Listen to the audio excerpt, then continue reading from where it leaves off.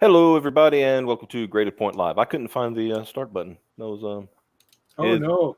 it's like right off the bat. No, Wenger was on time. He was like the first one here. And as you can see, we got an extra guest, Mr. Michael Curtis. Yo. Yeah, and of course, Mr. Matt Wenger. Good to have you. What's going on, everybody? Thanks for having me. Mm-hmm. This is the man who started a volcano. My Machiavellian mechanisms were set into motion. All the what is the anime thing? All according to Kikaku or whatever. Whatever it is, I don't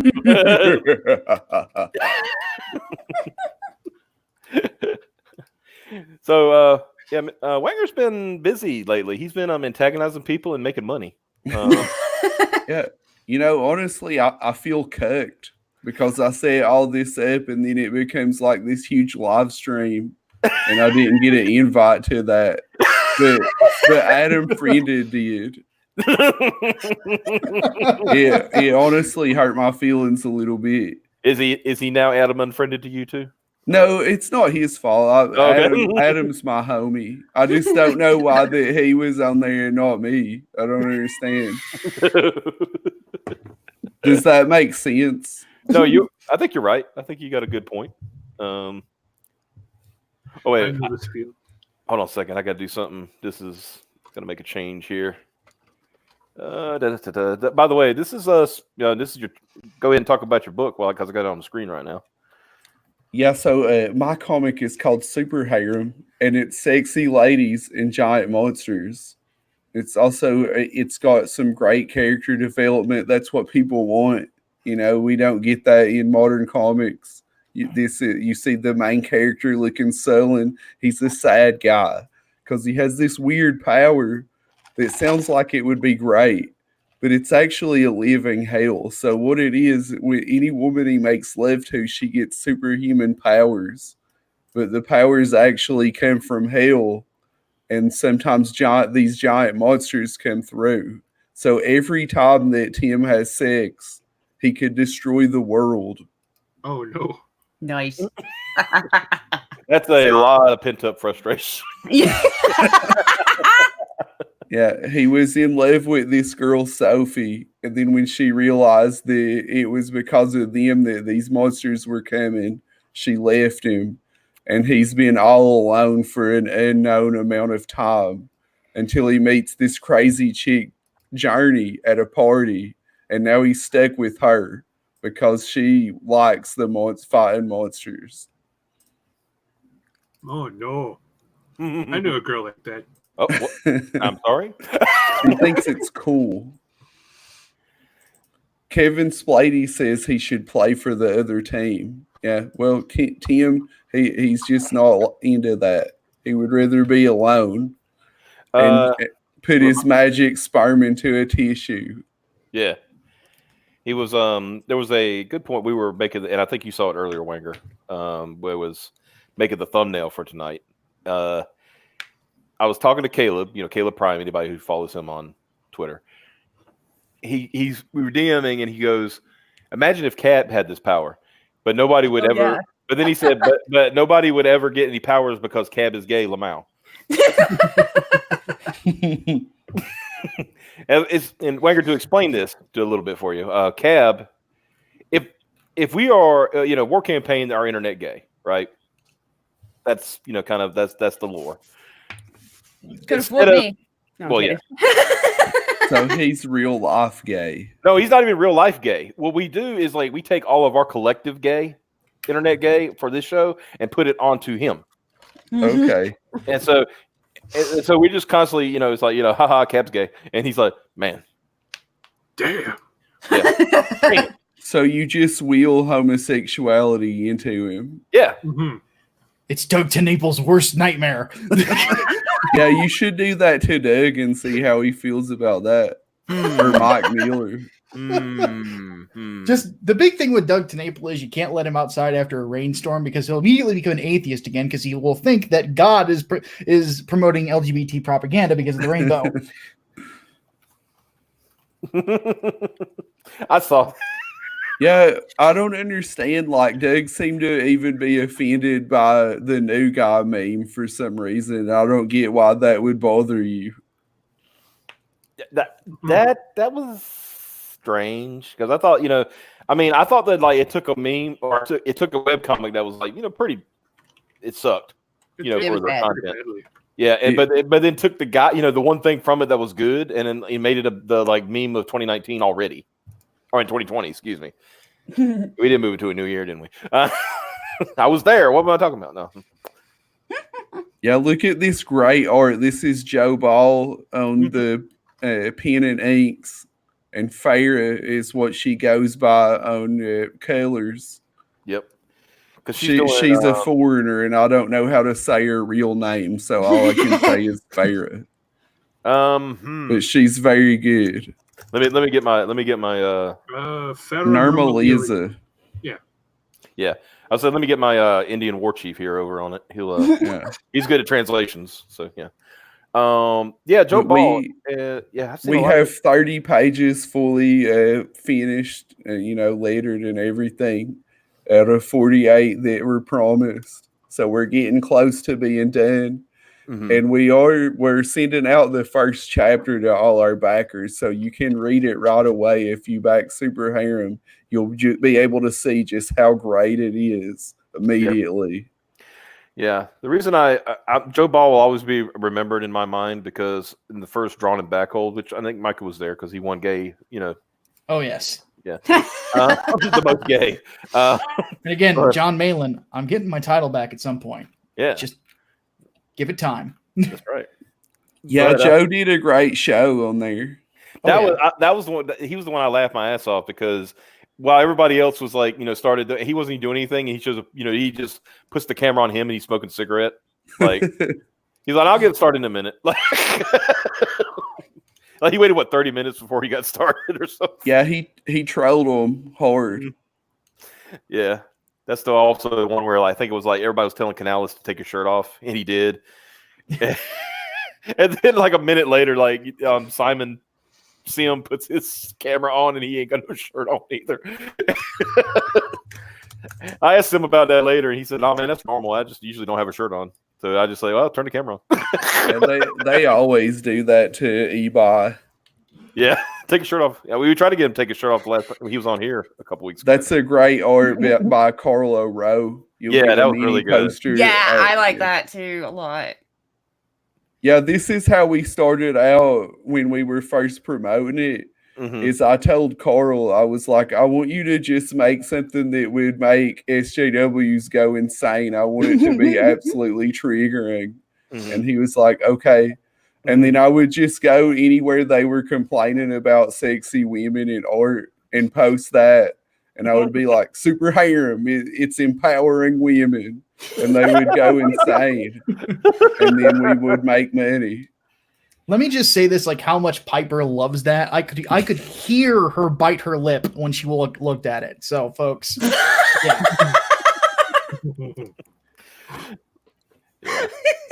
I don't even have that effect on her. Come on. Yeah.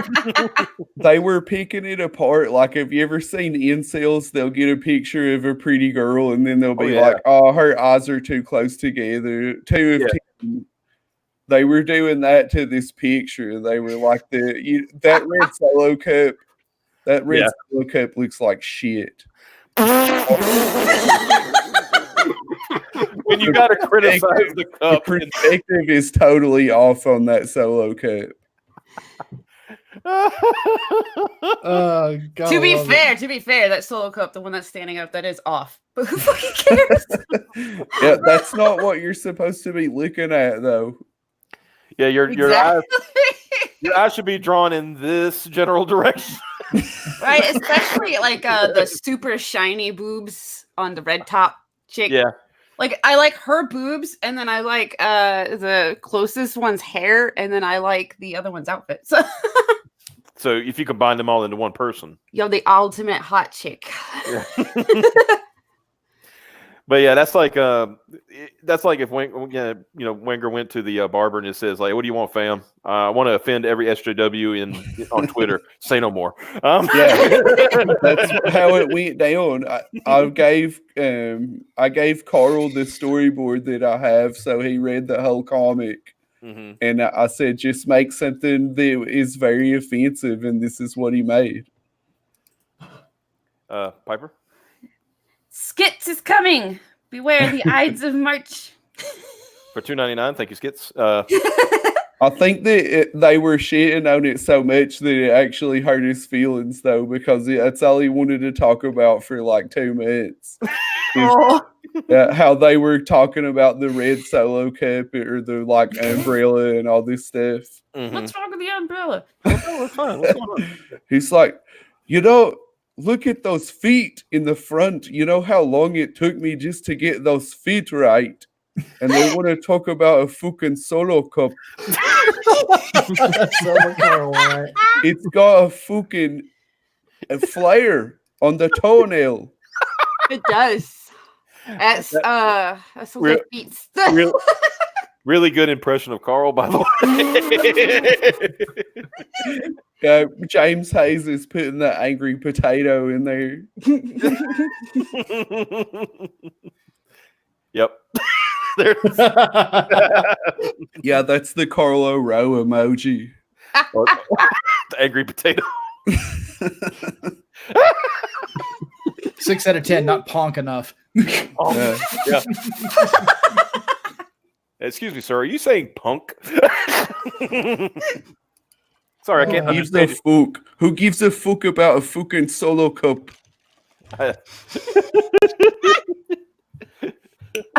Oh, he's a pikey. Okay. Oh no. Oh. Yeah, what's going on? Oh wait. Hey, I'm just saying. I just want to point out we got 14 viewers even against an EVS stream. So that's right. It's not. I gotta give credit where it's due. Yeah, even against like the biggest CG stream ever, pretty much. Yeah. So. Which, let's be honest, if any of us got invited, well, I'm all right. Bye. Be like, man, we have to reschedule. I mean, I wouldn't have like if you know Wenger, because you said like you didn't get on. I wouldn't have followed you. If you got on, it's like, hey, can we do this another night? Yeah, fine, that's fine. I'm cooked. I got cooked. You're right in front of your. They're wife. Like you created this beautiful situation, and we're just going to throw you in the trash. You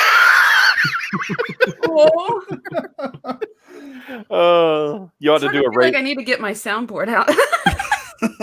You need to do a rage video, like do an impotent rage video, which just like saying, "Hey, I started all this. I'm the reason Mike Miller is a failure." You're taking everything I worked for.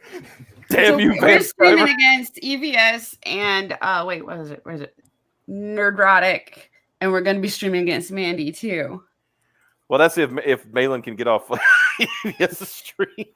No, they're going to go until like 3 a.m. They might, yeah. She might have to reschedule it for tomorrow. I feel sorry. Mandy's had like bad luck this week. Yeah, she finally gets monetized. So congratulations on that. And she sets up a stream. She was going to set it up last night to do a first time monetized stream, and then her power went out. It was perfect too because we weren't going to stream, and I was going to go crash hers. Yeah, we're going to have some fun over there and stuff. And then she got back too late, and Peter Gilmore had already gone to bed. And then tonight, it's like, hey, we're gonna have Malin and Andrew Huerta on. It's like, well. Yeah, like, oh, great. Hey, look, we know how you feel.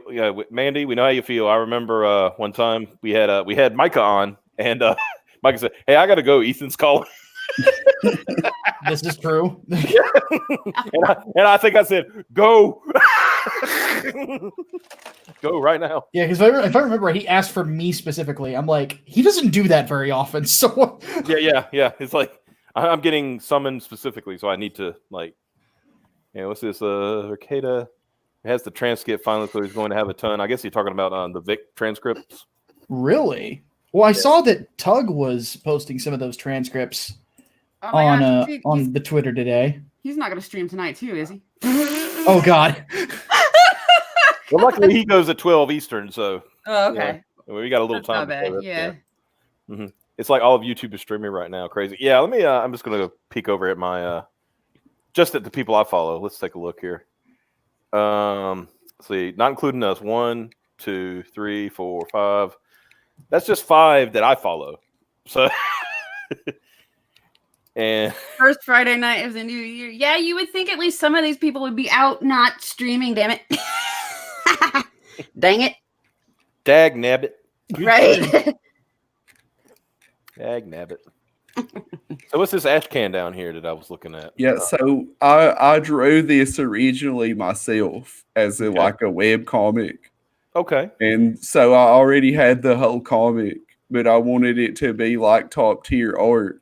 So Mhm. what I did was I took what I had and I gave it to Joe, and then he just redrew it all. So if you buy the high tier, you'll get 2 different versions of Super Harem by 2 different artists. Oh, nice. Sounds ridiculous. But you love it, right? Mhm. But you can see if you look at the Ashcan art, if you go right above it, it's the same scene. So you Mhm. can see what I did and then what Joe did with that. Yeah. Oh, okay. Yeah. Yeah, I see it now. Go down. Go down. See, and that's the he really went all out because that's not even all of what I have here. He took 2 pages from the Ashcan and made it like 5 pages. Sweet. Nice. Yeah, that's okay. Let's look at these tiers over here. So we got the physical harem. Yeah, so you can get the Carla Rowe poster and Mhm. a graphic novel signed by me for Nice. $25 plus shipping for $10. Yes, please. Please tell people they got shipping because they're like, "What do you mean they got to pay?" Well, Yeah, don't just throw that on somebody. Let them Yeah. know. I think that's dishonest to not throw that in there. And then for $75, you get the comic, the poster. You get the ash can that's got my original version of Super Harem, and you also get a personal sketch by Joe of whichever of the 5 main characters you like. oh, sweet. So you get to pick. And everybody just picks between Journey and Sophie because they don't care about Tim. Nobody cares. He's just Tim is pretty much just a prop in his own story. Yeah, he is literally the dispenser, right? Like, you give him a few pumps and then get what you want. Yeah. You exist to be a prop, sir. Mm-hmm. That's yeah. I'm out. I remember talking. Me and Piper talked about. I said, "Have you heard about this book?" And told her the concept of it. She said, "That sounds hilarious." Yeah. It's funny, it's action packed, and it's got an actually really cool, engaging story. People are reading it now. Like I said, I've seen it out to my backers, and they've been reading it, and I've been getting crazy reviews. People are loving this comic. Well, that's good. That's good because, like I said, and then like I mentioned earlier, you've been making money because you've been weaponizing hate against you to make money. Yeah, Only what I Joe- started doing lately is I'll go to anti-CG, like I'll go to that weird Vicky dog lady or somebody like that, Yeah. and I'll just like pretty much just brag about how awesome I am. Like I'm being tongue in cheek, like it's like I'm making fun of myself. Yeah. And it enrages them. And they just go crazy and swarm me. And again, I'm not doing anything but making fun of myself. And they come in and like start piling all this abuse on me. And people see it and then they give me money. Man, that didn't work for me, and I was an accident. But They were accusing me of getting money anyway, though. yeah. You might as well make hay while the sun shines. Exactly. I tell him this like ridiculous, outrageous stuff like that I'm better than Alan Moore and stuff. Like you would think he would know that's a joke. Right. But they think it seriously, and it just makes them This guy's so ego angry is they can't uncontrollable. control themselves. Yeah, this uncontrollable ego on this crazy guy from Tennessee, right? Like, this guy from the fucking hills thinks he's better than Alan Moore. What the hell's wrong with him? You're right. Like, It's an obvious joke, but it just makes them so mad. it's just not better. But it's perfect, because my fans know that it's a joke. So they see it and they're like, well, why are they doing this? Mm-hmm. And then it inspires them to give me money. Well, see, the question is, because you have a very popular video on your channel, right? Where you explain how to do schemes and scams. No, you have to get it right there, Optimus. You have to say schemes and scams. Schemes and scams. The people who are worried about schemes and scams are the people who are running schemes and scams. Oh, Edwin. If you don't like schemes and scams, if you're doing schemes and scams, get out. Get out. What's funny is like I think about that. I was like, we make fun of him like repeating himself constantly, and he did that in his like blow up. He repeats everything he says. You should have heard the other night on our New Year's stream. Mike was doing an impression of Edwin, and Piper was doing everything that Mike was saying. So, it was like, so I tilt my hair over here, right? And she's like, tilt my hair over here. He said, then I put it over here. Okay, yeah, okay. And Oh, that was great. Yeah, I found it weird. So the one thing that actually like stopped him from insulting me was, I don't know if like he didn't realize he can't play the banter game very well. But he tried to say something about me when we were all doing the back and forth in the stream earlier. And he said something about me thinking that I'm clever, intelligent, and something else. I'm like, well, I don't think that I said to myself, it's like, well, I don't think that I'm clever, intelligent, and talented. I know I'm clever, intelligent, and talented. So, or no, more clever than you are. And I said, Edwin, I should put you in front of an IMAX because you project beautifully. And then he stopped. Yeah, that was funny. But yeah, well, real quick, got a question from Kevin Splady, Wenger. He says, trying to decide which sketch I should get. Which character is the hottie in the red shirt? Well, I guess he's talking about Sophie is on the bench. That's what Okay, let's go down. she was saying.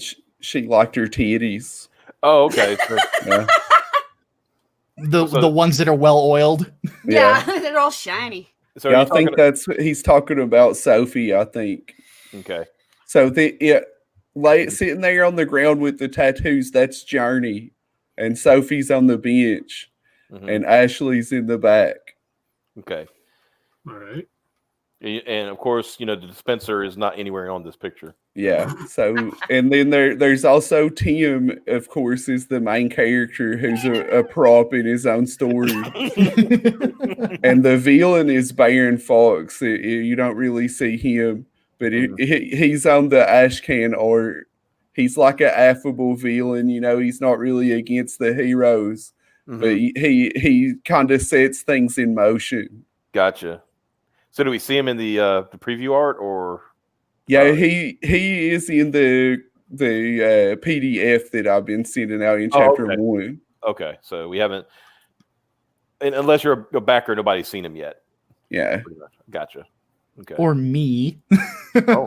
I've actually read the whole chapter 1. Wenger showed it to me, and I can testify, folks. It's very well written, very charming, which is the big thing that kind of took me aback, because I know Wenger's sense of humor. So it's like that's going to permeate, obviously. But I was curious as to how well the protagonist was going to come out, because he because Wenger, you and I have been on so many streams together talking about our books. It feels like we probably know what's in each of them without even reading them. But Yeah. but the one thing that what I was finding interesting is, with your setup, you have to just, the burden on you as the writer is to take this guy who has the cock of power and make him more than just his dong. He's got to be sympathetic. You got to kind of see what the plight is here. And I think you communicate it really well, because there's heartache there that is central to the story. And I thought that was really, really well done. So for those of you listening, this is me gushing over my element, which is the writing. And yeah, it's very well done. Well, I appreciate that, brother. That means a lot to me. My pleasure, man. I'm about to, let me see if I can do this. Hold on. So I'm gonna put this in the chat. So Yeah, see, Tim really loves Sophie, and they can't be together because of this weird power. Because and she's heartbroken that these monsters they come out if they make love. So it's a bad situation for everybody. All right. So if you ever run into the situation where you need to like promote yourself, like to these SJWs, just say that you got a review, and here it is. There you go. Yeah, just go there, tell them that you're better than Alan Moore, and it makes them really mad. They don't understand jokes. They don't understand that you're being self-degrading. They think you're serious, and they'll just swarm you. And you don't say anything mean back to them. This is what I do. Like, I just keep telling them how great I am, and they just keep doing it. Like, I never say anything mean to them. And all people watching from the outside sees is I'm being swarmed with abuse for no reason. And then they give me money. That's how it works. Medicor, not to be confused with Mr. Medicor, asks, so it's like the Rogue Gambit problem in reverse? Yeah, I kind of like that. Yeah, but instead of a touch, it actually has to be, yeah. It wouldn't just be them dying, though, because they don't know what kind of monster they're going to summon. So it could potentially be something that would destroy the whole human race. Okay. So to understand it, they get the women get superpowers, but they also summons a beast. It opens a portal to hell and fills them with this like dark power. And then these giant monsters in hell kind of see the light of our world, and they just wander into it. Gotcha. Yeah, but we call it crystal meth here. Or in Florida, they call it a good time. I had set this up earlier. Let me do this. I'm gonna put Wenger front and center, and I want to put this banner since he sparked off all this stuff the last day or so. I'm just gonna put that there. This also gives people a chance to get a good look at my new Narwhal Aldrake art. Yeah, because you got another project coming soon. Yeah, I've got a new comic coming soon. Dragoon Knight Aldrake, the legendary hero. And it's also going to have a reprint of my graphic novel Aldrake versus Krona's Knights available. And it'll have a new cover by Narwhal, and you're getting a look at that right now. It's not finished, but you can see where it's going from my avatar. Go back there. Yeah, that's looking good, man. Narwhal's got that whimsical style. I really like his stuff. Yeah. Aldrake is a drunk redneck who has this weird power. Like he's kind of like a spiritual Lycan. Like he's has two souls. He has a human soul and a dragon soul, and it creates this different being. And that's what he's a drunk redneck, and he really just wants to party. But people are always fucking with him. So it's kind of like Ninja Scroll, like the hero in that isn't really looking for a fight, but he always ends up in a fight. Yeah. Like the free ninja is always getting fucked with. He's like, wait. He's like, I just want you to leave me alone Straight up. Like, why did you Yeah. kill that person? You know, why are you coming after me? I don't have anything to do. Okay, I got to cut your head off. Got to kill you. Yeah, Aldrake, he just wants to party and listen to heavy metal, but people are always fucking with him, and he I has like to this kill guy. him. I was going to say, Micah, I was like, he had me sold at drunk redneck, right? Listen, this guy sounds like me. Yeah. I said, okay. What did Xavier used to do back in the day? 20, 40, 60. I'm going to keep putting money down until you tell me to stop. Yeah, okay. I was going to say they're putting your mailing list in for that now in the chat, so that's cool. Yeah, as soon as we get Super Harem fulfilled, I'm going to start crowdfunding for this. Mm-hmm. So we'll I get think this it's book out, and then we'll start right away the next one. I think it's a good idea to fulfill your previous book before you start on the next one. Well, it doesn't look good, No. to try to do more than one at a time. You do look like a grifter then. Yeah, it's like I'm going to do like the I'm doing my second story, even though I haven't done the first one yet. You know, it's not in people's hands, kind of thing. That's where the schemes and scams come in. Didn't fucking Miller do that though? Yeah, kinda. Yeah, now that I think, because let's see, he did Lone Star 1. That was fulfilled for. He did fulfill Lone Star 1. Then he launched the Meg 3-pack. Then he launched Lone Star 2. And he just fulfilled the Meg 3-pack. Even though he claimed that was already done, but it wasn't. Well, I think for the most part, if you're at that level, it's a little different. Miller is obviously an idiot, but your boy started doing iron sights while he was still working on the original Jawbreakers, and I think that was fine for him because he's at a completely different level than I'm at. Yeah, It's a completely different situation. Cider hype. Man, it's a homework. Go and tell your local SJW that. Yeah. This is another review from Cider Hype. Who you ought to go check out his channel. He's got some. He's starting up a new thing where he's reviewing books by. You explain it, Cider. You saying in the chat, I'll put it on here. He's got a good gimmick. Let's put it that way. This is what I told him whenever I was trolling him like that. I said, Super Harem, the writing of Matt Wenger. It's like if Stan Lee had a butt baby with Alan Moore, and then that butt baby had a butt baby with Todd McFarlane. And you would think that anybody would know that's tongue in cheek. Yeah, but it enraged them. They were enraged. How dare you talk shit about these masters of the fucking earth that I despise, honestly, because they're white men. Yeah. Mm-hmm. You think that's why they were mad?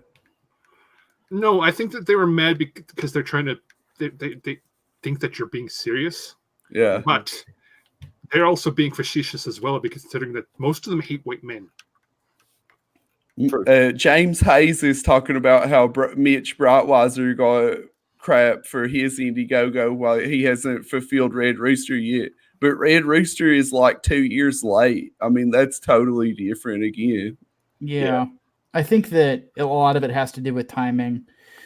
And your name value. Because I'm in a similar situation too. Because I've talked to all you guys about the project I'm doing with Good Preston, and we're hoping to get the mailing list started this month, and then very late next month, once the initial everybody has spent their first paycheck on Wrecked Planet, then they'll come spend it online. But yeah, like that's. But I think that if I launched before Inglewood was like almost completely done, people would like tan my hide. Yeah. So. Yeah, I think I kind of see, and like I said, I'm not making excuses for Mitch Breitweiser or anything like that. Don't make me wrong. But what I'm saying is I see things were hitting with him at the same time, and I'm going to tell you when you got a $1 million deal on the table, you kind of work on that. Yeah, I'm not going to talk smack about him. Yeah. I didn't back Red Rooster anyway, so I don't have a dog in the fight. I'll tell Mhm. you what drives me insane is the people who get on me because Super Harem's 3 months late. God forbid, 3 months. They come to me and complain about it. They didn't even back it. Like, why do you care? I love that. I think I saw that. Like somebody was like complaining about where's the book? Where's the book, Wenger? Where's the Yeah. book? And you said, hey, if you want a refund, I'll I'll give it to you. And he goes like, well, I didn't buy your book. I'm like, I was just like, why do you give a shit? Like, what? How does it affect your life in any way? yeah, that's just one of those. Go ahead, Mike. Sorry. It's one of those things on the internet where they get more pretend points that they've won over the other on their side than anyone else's. Mm-hmm. It's dumb. I hate this. Yeah, they think they're like doing something, like they're complaining on behalf of other people. Where most people who are reasonable, it's like, oh, I understand, it's your first project, don't worry about it. It's like I'm still like I'm gonna say it. Okay, Ethan, I ain't got my frog book yet, but I'm expecting it'll probably come tomorrow. It might come Monday. I don't know. Well, here's the thing, though. We promised a 48-page graphic novel, and we've delivered 30 pages. Yeah. So people know we're working on it. And that's the important thing. It's like, Yeah. oh, geez. It's keeping transparent. Well, Yeah, transparency. That's where I was getting before I read what Darkman McEdgeface said there. But yeah, the that is a big part of it. It's like you just have to keep people in the loop on what's going on. Yeah, that's the thing. I think Mitch went too long without explaining. I mean, like Roxham says, I'm sure Mitch is great and doing the right thing in the long run, but the criticisms are valid and he'll have to deal with it. I mean, that's right. I'm not saying he's not above criticism. Nobody is, right? Nobody's above a criticism. As long as it's valid, and he does have valid criticism. I'm not going to say he doesn't. Like I said, I didn't back Red Rooster because at the time I didn't know who Mitch was. Right now I know who Mitch is. I knew who. Then I found out about Allegiance. I backed the Allegiance done for Kelsey, right? Because I like Kelsey, and if they turn out to be good books, so be it, right? But I'm not gonna begrudge a man to make a deal that's going to could be a huge deal for not just him, but for eventually everybody, right? Because let me put this into perspective. You know what that deal with Walmart is? That's a fuck you to Diamond Publishing. That goes right around Diamond Publishing. Yeah, that's the future. Yeah, and that's in Walmart. You're talking about. I don't know how exactly they're going to stack them, but I'm just saying, we talked about this. I've almost every stream, Comic Skate stream that I've watched. Where's the spinner rack? Why did I get lost in all this? We need a spinner rack back. I need a spinner rack in 7-Eleven. I need a spinner rack in Walmart. I need a spinner rack in Target. You know what I mean? Bring those back because my first comic did not come from a comic book. It came from a spinner rack in a grocery store called Sun Mart in 1991. I would love that, and people like the way I say spinner rack. I don't know. I don't know if floppies are ever going to be worth doing again. That might be a thing of the past because you just can't make any money on a floppy. That's true. But, we live in a, I guess I was about to say we live in a society. Bottom text. Yeah, exactly. Society, bottom text. But we live in an age now where I think you could get if you're giving a good hefty book, right? Like like a 48 to 64 page book, you could justify putting that up for $15 to $25 on a rack. It's just about how much. What is it worth? The worth of it. Yeah, the worth. Like you get I don't think anybody think a 20 in reality a 22 page floppy because really only you're getting is 22 pages of story in a Marvel or DC book because the rest of it's ads. We all know that. Yep. Mm-hmm. So we can't justify paying $5 for that little story. Yeah. But we could justify, I could justify buying essentially a graphic novel for that, for a higher price, especially if it's in a good like binding or like a special chromium cover or something like that. Ethan, you hear me? I want my frog book anyway. No, I'm not begrudging it. It was the one I backed was the team up with Ashcan. So I know that from what he's saying, those were the last things to go out. So I am not one of these people. Where's my frog book? Yeah, I do it as a joke. Where's my frog book, Ethan? I'm like, oh well, It's like, here you go. Like Dark Mage says, my first comic came from a magazine rack at Cub Foods. You shouldn't have admitted it was Sonic, but okay. Yeah, that might be admitting some other things about yourself that you don't want people to know.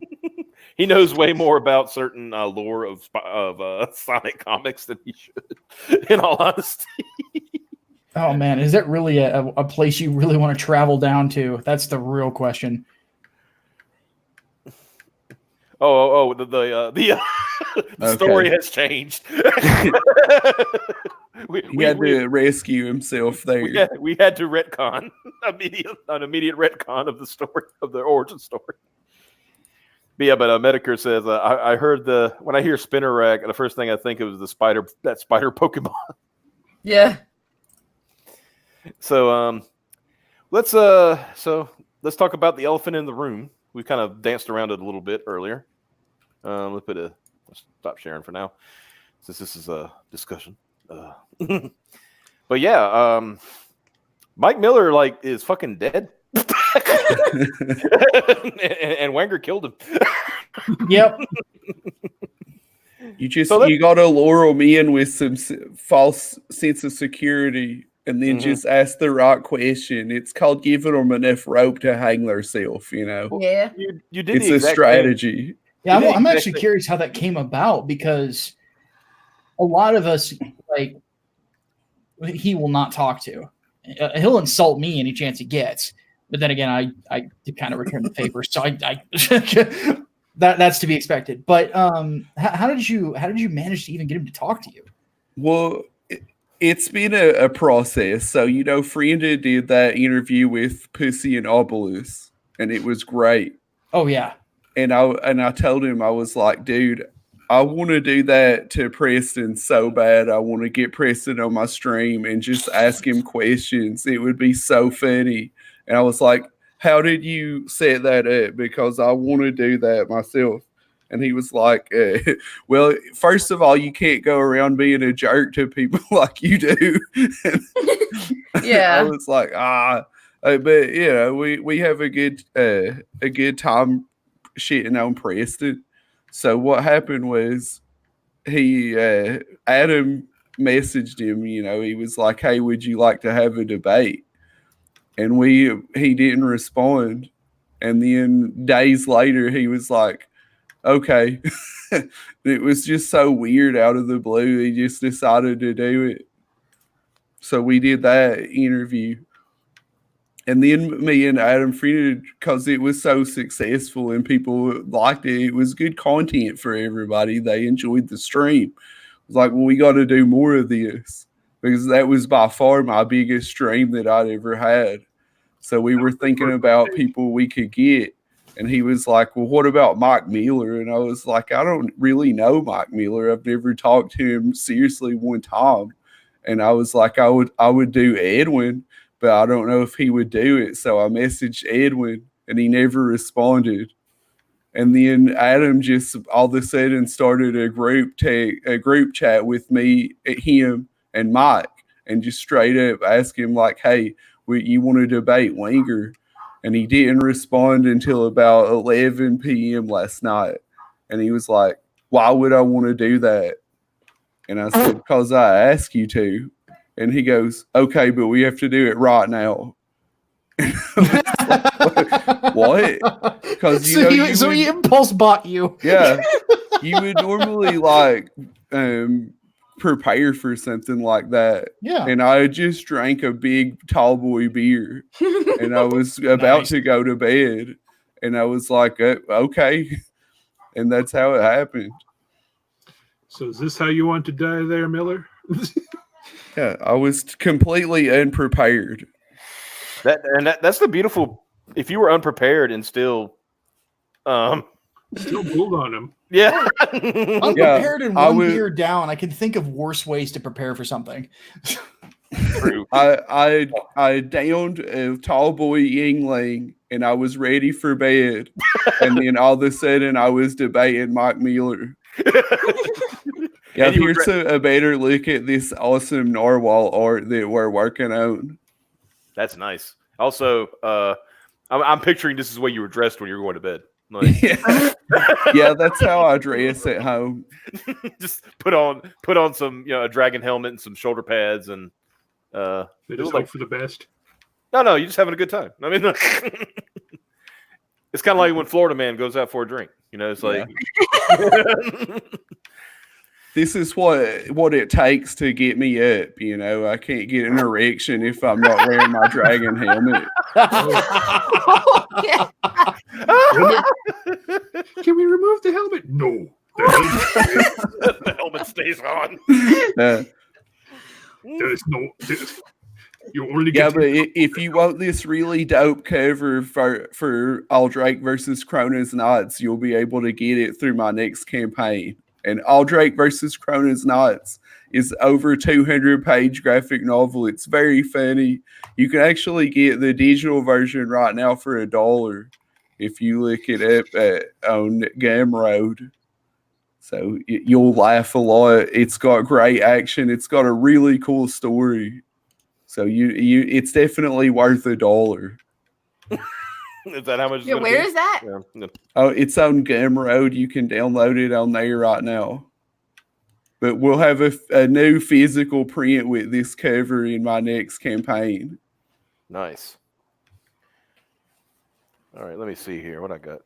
Okay, y'all carry on a conversation about anything you want. I have to go use the restroom. I'll be All right right, back. have fun. Hey, wait, you come back. There's a really cool picture in the stream link sharing from Michael Beacon. And too late. I guess I can keep shielding. already Talk done about shielding. because you see he's got his little cat in that picture. Yeah. Yeah, you wouldn't think a badass like Aldrake would hang out with a cat, but here's the thing: his name's Yoshi, and he's actually evil. So Well, Yoshi, cats tend to be. Yeah. yeah, So he's a cat. he's a I was gonna say, sphinx. so it's a cat. He's a giant sphinx, so he's a monster, but he's cursed by the Ah. gods to be in this cat form because he was so evil and corrupt. So this is his punishment to live like that. And they have this really weird dynamic. Like he's not just like this funny animal sidekick. He's like Aldrake's best friend, but he's also his worst enemy. So it makes a really interesting dynamic when you read the comic, like their interactions together. So essentially, like fucking Sally over here, where the fuck she is, that fucking cat. Yeah, like any cat you would have. But this one is a lot more proactive in their evil rather than just passive aggressive evil. All right, I'm back. So, just want to let everybody know that Mandy Summers is streaming right now, finally, and she got monetized. So go over there and like super chat her and see how much it would take to show her feet. Oh, Did jeez. John Malin show up? Yeah, he's there. It's like him and Huerta and all those. I like Malin's been busy today. He's like had a busy past 7 hours. Yeah. A full work day. Yeah. So yeah, let's kind of let me meet Mandy's stream over here. Let's go over what happened. Like I said, so we already got past where you got on to debate Mike, and it was like literally like, we're doing it right now or not at all, right? Yeah, that's what he did. He's like, it's right now or never, and he sent me the link, and I was like, all right, let's do this. Mm-hmm. You just like, As any good boy of the South would do, you know. Yeah. Yeah. Well, you challenge a guy to a fight. mhm. And you can't really, when he's like, all right, let's go, you can't really be like, oh, well, I'm in next week. Yeah, It's like, wait You know, a minute. that happened on a. There was a guy. Who was it? What's his name? Short fat otaku. Dev. I don't know if anybody knows him from the Gamergate days. I know Dev. Yeah, and I like Dev. Don't get me wrong. I like Dev. A lot. But he one time he was like doing the stream where him and Scrump Monkey were talking about Medicare. I remember that one. And then Jim got word of it, showed up in the chat, and then they closed they closed it out. Yep. And I talked to Scrump after that, oddly enough. Yep. I DM'd him. I'm like, dude, why didn't you like start like something on your own channel or something and have that discussion with you and Jim? He's like, I couldn't do it without Dev. It's like, oh, for the love of God, man.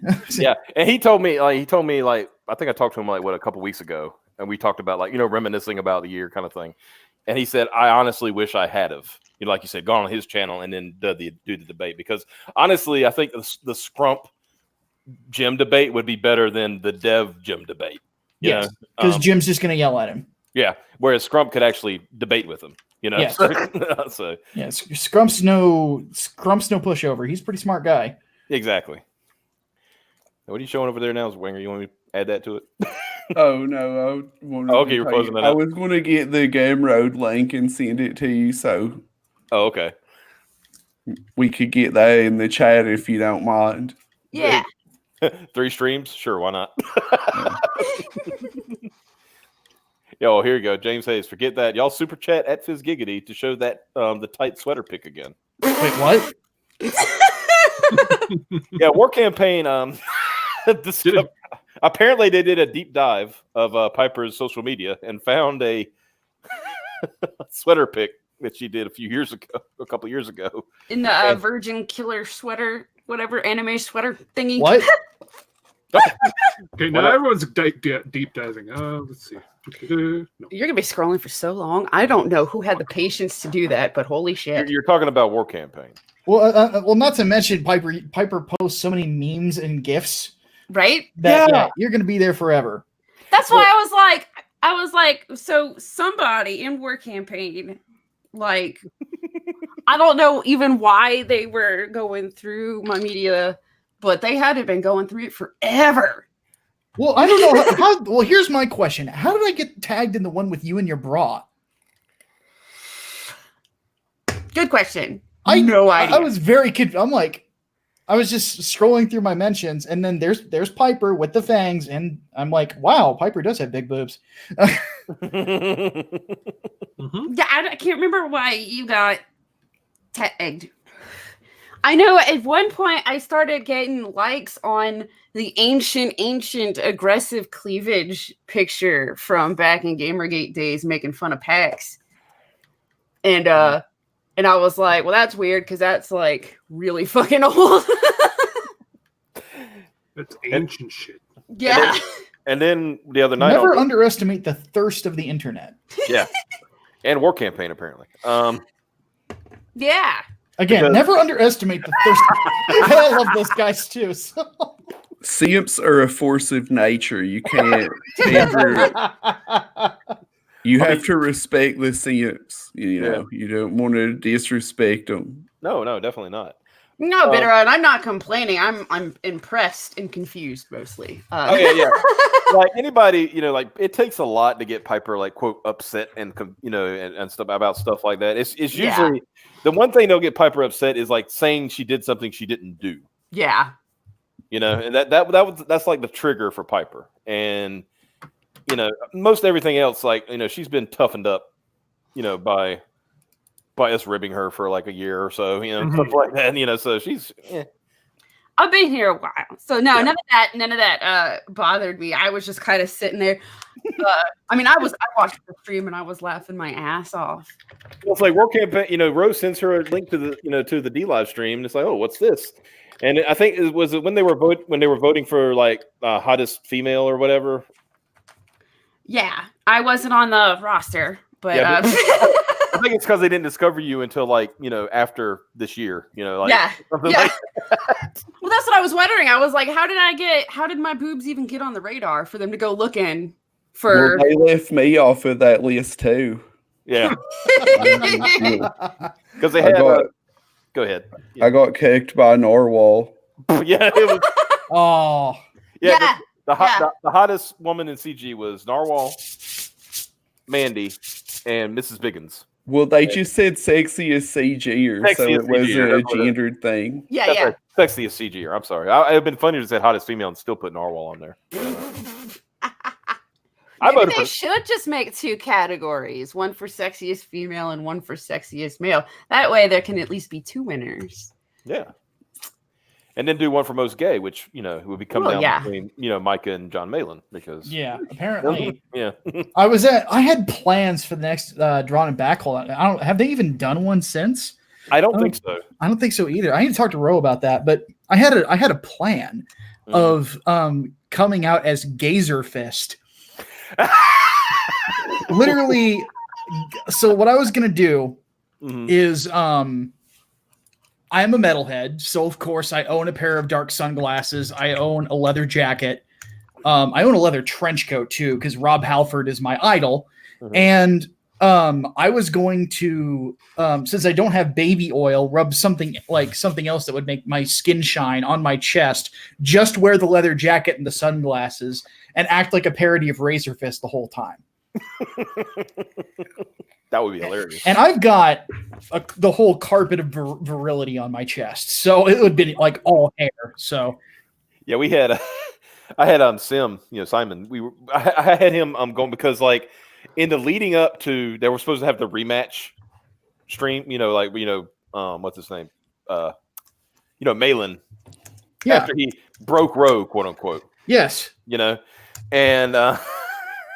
That show has to happen at some point. Yeah, and he said that he picked Simon as his champion. That's what Rose said. And I told Simon, I said, it'd be funny. He said, "What's that?" I said, "You go in like you're going to go after Malin, but then you heel turn on Roe." And so what he did, he actually drew. And the thing is, for the Christmas stream, he actually ended up doing. He showed the art because I don't know. Simon. Simon can literally draw 4 things at once. Oh yeah, right. And he works very fast. Yeah. Dang. I'm jealous. And so he had already seen it when I saw it when he was roughing it out, and I said, "I'm laughing my ass. This is great." So it had him sitting on a throne, right? And on the throne, you had Ro giving him drink, from a goblet. So Ro was giving him drink. He had his feet on Gat's back, Gat was his footstool, and he had Malin as his dog, in wolf form. He had him on a chain. And he said, "Oh, it's Christmas theme." He said, "Okay, fix that." And he put a Santa hat on himself. There you go, Christmas theme. I said that would be the ultimate power move. You show you're drawing something else, and then at the end show that instead. It's like I dominated everyone. You said that I would be the champion. I didn't say I would be your champion.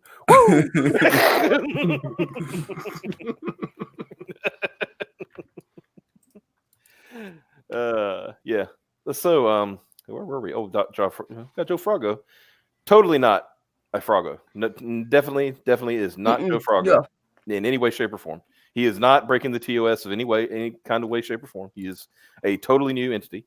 He said, "Hey guys, sorry I'm late. I was trying to get on Ethan's show for an hour. LOL, I gave up."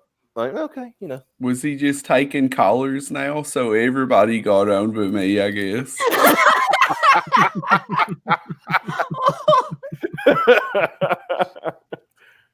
And now it is the Festivus airing of grievances. I sent you a link to Aldrake versus Krona's Knots. Okay. So one of those is the Gumroad, where you can get the digital version for just $1. And one of them is for a physical version for the original print that's almost out. We've almost ran out of the original printing, but you can get it on Etsy, a signed copy right now. Okay. Yeah, Optimus, give me the link for the digital. I'm putting in the stream link right now. Sweet. Appreciate you. I was going to say, because I'm going to have a hard time finding it because I can't 100% tell what he's calling it. It's Dragoon, not Aldrake. No, not that. The website. Oh, yeah. So there's the. Yeah, I sent you one for the digital. I'll send you one for the physical too, just so. Yeah, you can get a 200-page graphic novel for as little as $1. Yeah. Something I can actually freaking afford. Woo! Yeah, it's very funny. It's action packed. It's got a great story, great characters. It's probably got better spelling than Yeah. than something the Incel Brothers put out. So this is still the have original no idea. version, and then you're doing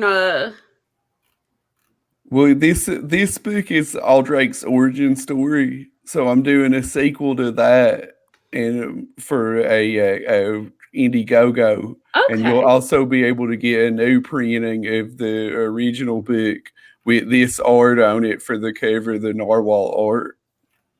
Cool. And I'm looking at the how ironic looking at the reviews on your Etsy one is, but of course it's Joe Frago. Great book arrives swiftly and safely. Quality printing and a hilarious and fun story. So excited to see more of Aldrake in the future. So Nice. good. Yeah, who doesn't want to see a drunk redneck fuck shit up? I mean, that's like Saturday night here in North Carolina. But So it sounds like my It- teenage years. Right? He's basically Lobo and Conan the Barbarian mixed together. mhm. I got something here I wanted to show y'all. This is from Michael Beacon. He sent this in our Yeah. on our Discord, and I want to get everybody's reaction to this. Let me see. Piper's already seen it. She's used. Yeah. What do y'all think of this? What? Is that a pop? Is she smoking a Doug pop? No, that's from The Strain, isn't it? I believe. Yeah. Mhm. So not only is Doug is not good enough to be a vampire, he is a vampire proboscis. I just like to look on his face.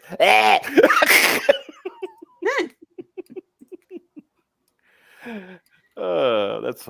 I just like I had to show that. I was like, Piper said, "You show that." I was like, all right, got it. But Well, no, it made me think of when everybody was talking about him being the whatever brainworm thing Mhm. in Miller's ear. I would say that my personal opinion is Edwin is more the brainworm. Yeah, true. I think Doug is the guy that Mike is looking at and thinking, if he could do it, so can I. Yeah, I think that's a Yeah. good way to put it. Yeah. Here, like, it was so weird with Mike because he had to basically admit publicly in front of a much larger audience than he's used to. Which, by the way, keep something in mind here. Like, again, I'm not trying to be egotistical. I'm just using myself as a reference because I am not as popular in the comic book world as Mike S. Miller is. My podcast, Mike and the Hat Man, we get. I mean, Optimus, you're usually there every week. What about like 80 some odd people show up every week? Yeah. Mike can't even get that for some drawn and quarters now. And he's got considerably more subscribers on his channel than I do on my podcast channel. Like, he's in a bad spot. And he had to freaking admit that he needs to rebuild, but he would not admit why he has to rebuild in the first place. He's just acting like suddenly his house just fell over. It was nature. It was just a force of nature destroyed everything. Yep, and his Force name was majeure. Hurricane Wenger. Come in. No, I just came in and cleaned up the rebel. It was Essentially. already destroyed. You had to convince, like Mike was in the storm cellar, and you had to Yeah. like take the door. You had to take the boulder off the storm cellar. Boulder, Monday, Matt. Lol. You got the boulder off of it and said, "Hey, Mike, look what happened to your house." And he was like, "Oh, shoot." Yeah. Well, he's going on pride is a sin when that's really what his Yeah, biggest that's the whole downfall question. is he's so prideful. Mhm. And that's why he's in this situation, because he can't admit when he was wrong and he can't take any criticism. See, You that's see- what's killing me about all of them. Is like it's like none of them know what the hell humility is, Nope. but they gonna preach at other people. Yep. That's the thing that bugged me about the whole thing. It's like I said that I was talking to you earlier about the God Squad stream. If anybody don't know, like he does a show called the God Squad where it's like him and some other people of the faith, who are real Christians, not like people like me and Micah and Wenger and Mike. I think we don't count. we don't count. We're not Christian. Edwin did a video today saying that people in CG are not Christians. So that was nice. Well, I'll tell you, Mike said something to me when he sprung that link on me that I found very telling. Is that I told him, I was like, well, if you really want to go right now, I can. But it's better for the audience if we build a stream like this up because the audience really likes this kind of content and it's good to hype it up a little bit. And he said, I don't care about the mob. So what he was saying is basically like the audience, like to me, he was admitting that he just sees them as his pay piggies and that they're beneath him. Well, it's like, I think it was Malin said it the other night on Ethan's stream. Mike Miller says, all I need is 4,000 loyal customers to buy my books. That's all I need. I can be comfortable. I'm like, okay, so what you've done is you've taken it to a minimalist standard. That's not a good place to be at. Definitely not. I'm like, and granted, we all have, especially in business and things like that. We look at, okay, if I hit X amount, I'll make a profit. We all know that. We've all been in business. We know that, right? But we don't say, I only need to hit that. Yeah. You don't strive for just making it. You don't strive for bare minimums. Yeah. Right? Well, to me, like this model that we're doing here, like it's about more than selling a comic, you're selling yourself. People tune into these live streams and you're supposed to be entertaining them. And then they back the comic because that for two reasons. They want to read it, but also they want to support you, the creator, because they enjoy your YouTube content. So it's twofold. So you're here, you're supposed to be trying to entertain people. And Mike, that's not what he's trying to do. He just wants to sell a comic. But that's only half of what this is. That's the thing. And like I said, I think we're at a point, most people, couldn't, I'm not going to say they can't, but it's not a good idea to like depend on YouTube as your income, right? I think we can all agree on that. Unless it becomes a big thing and you're like, oh, I can actually do something with this. But anyway. Yeah. You should always have something to fall back on. Yeah, right. Absolutely. Because one thing I've noticed is like people who like that I know that even have pretty sizable channels, they still stream every day on Twitch or something like that, if that's all they do. Yeah. They've got something that's always bringing in money on almost a daily basis. Mm-hmm. And but yeah, so that's what I'm saying. It's like when I say like, oh, we're monetized, I was like, that is what I call, it's kind of weird when I say this, it's called fun money, which I use to improve the channel, which, like buying the StreamYard or something like that. You know what I mean? If it turns out to be more than that, well, there'll be further expansion and, things like that. Pay for other things, pay for Piper's pedicures so she can show her feet more often. Yeah. But the thing is, it's like when you go on, like when Mike had the meltdown and he, the first meltdown where he says like, if you're here because Ethan said to follow me, I want you to unfollow me right now. I'm like, and then they followed his wishes. Yeah. Why did I suddenly lose 1,000 subs? It's almost like you told them to fuck off. Yeah. It's almost like they listened. Yeah. Like you told them to do something and they did it. Holy crap. Yeah, I thought that was crazy because it's like, look, if they're actually like engaging with your content, then that means they stuck around because they actually like your content, not because someone told them they had to. Yeah. Exactly. He might have brought attention to him. I didn't know who Miller was. No. Smiller. Whatever. Yeah. Yeah. I didn't know who he was. He didn't get on my radar until Ethan. So. And then he insulted you, Yeah, and then he insulted me right off the bat. So I was like, all right, fuck you, buddy. He won't sell over 100K without Ethan, and if he thinks he will, he's delusional. Mhm. I don't think that he thinks he will. I think he's trying to weasel his way back in. Now he saw that audience that he got last night, and he Mhm. wants that 100K. So now Yep. he's like, now he's doing the whole, I'm going to think about it. Yeah, Things like that. And I And wanted pretend to, like everybody freaking well shit. but every time Drugged him back or whatever. I have the perfect image for somebody, when that somebody, it's all la happy pretty. Yeah. Happy Pretty, that's a good one. But I have an image that's perfect for when somebody says, "Hey, fucking stop following me on YouTube, and quit following me on Twitter. Don't endorse me or anything like that." This is the image I. Oh God, the context on that one. Let's just say that Micah does not like to see the wanton destruction of Jawas. I like Jawas, man. They're awesome. It's just- They God, got we're even asking though. for it. When I watched the full episode, they got the better of that deal at the end. yeah. So. But guys, if you ever get a chance, you got it clipped on your channel. You need to go check out. Is it on that one or the Mike and Hatman channel? It's on both, but Okay. on my channel, it's I think it's just called "Who Would Slaughter Jawas." Yeah.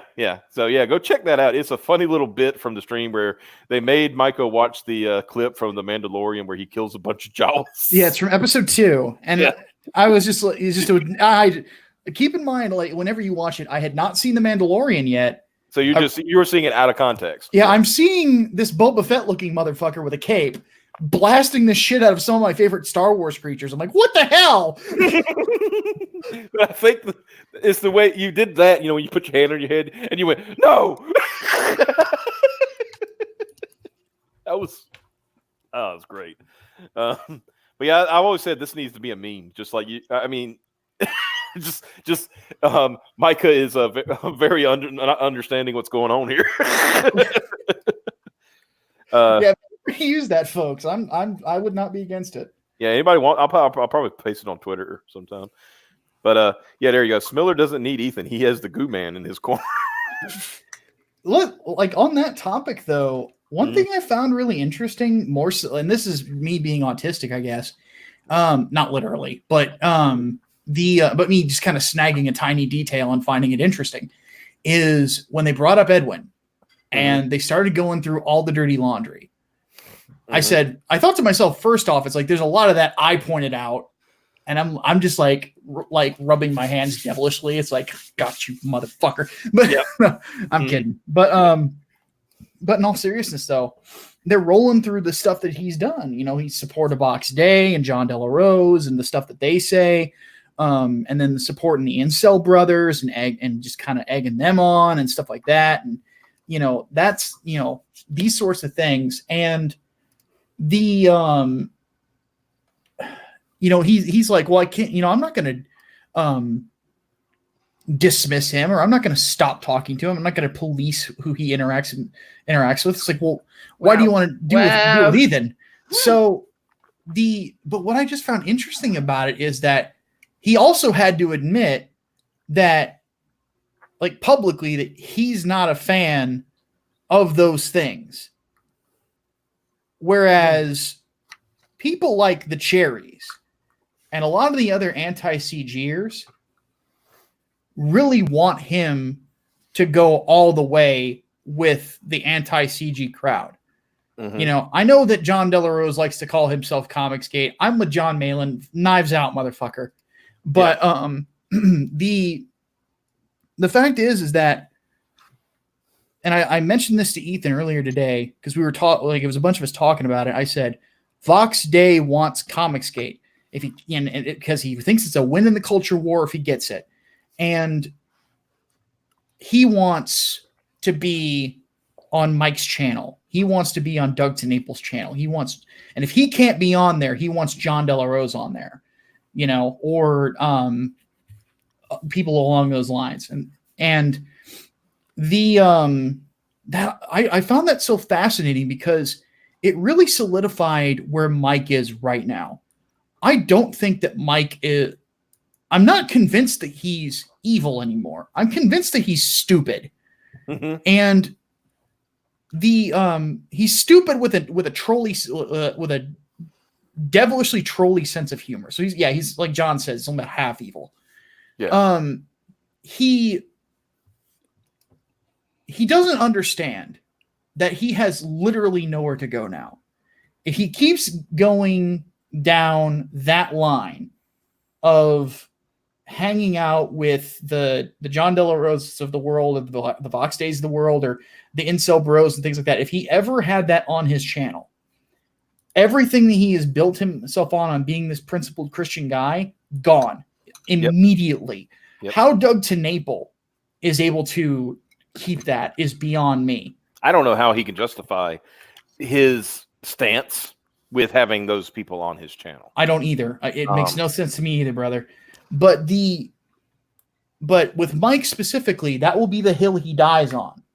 You know, because if he goes one direction, if he comes back to CG and wants to be on an Ethan stream for Lone Star Book 3, which Yellow Flash called perfectly in the chat, because I have a feeling that's exactly what's coming next.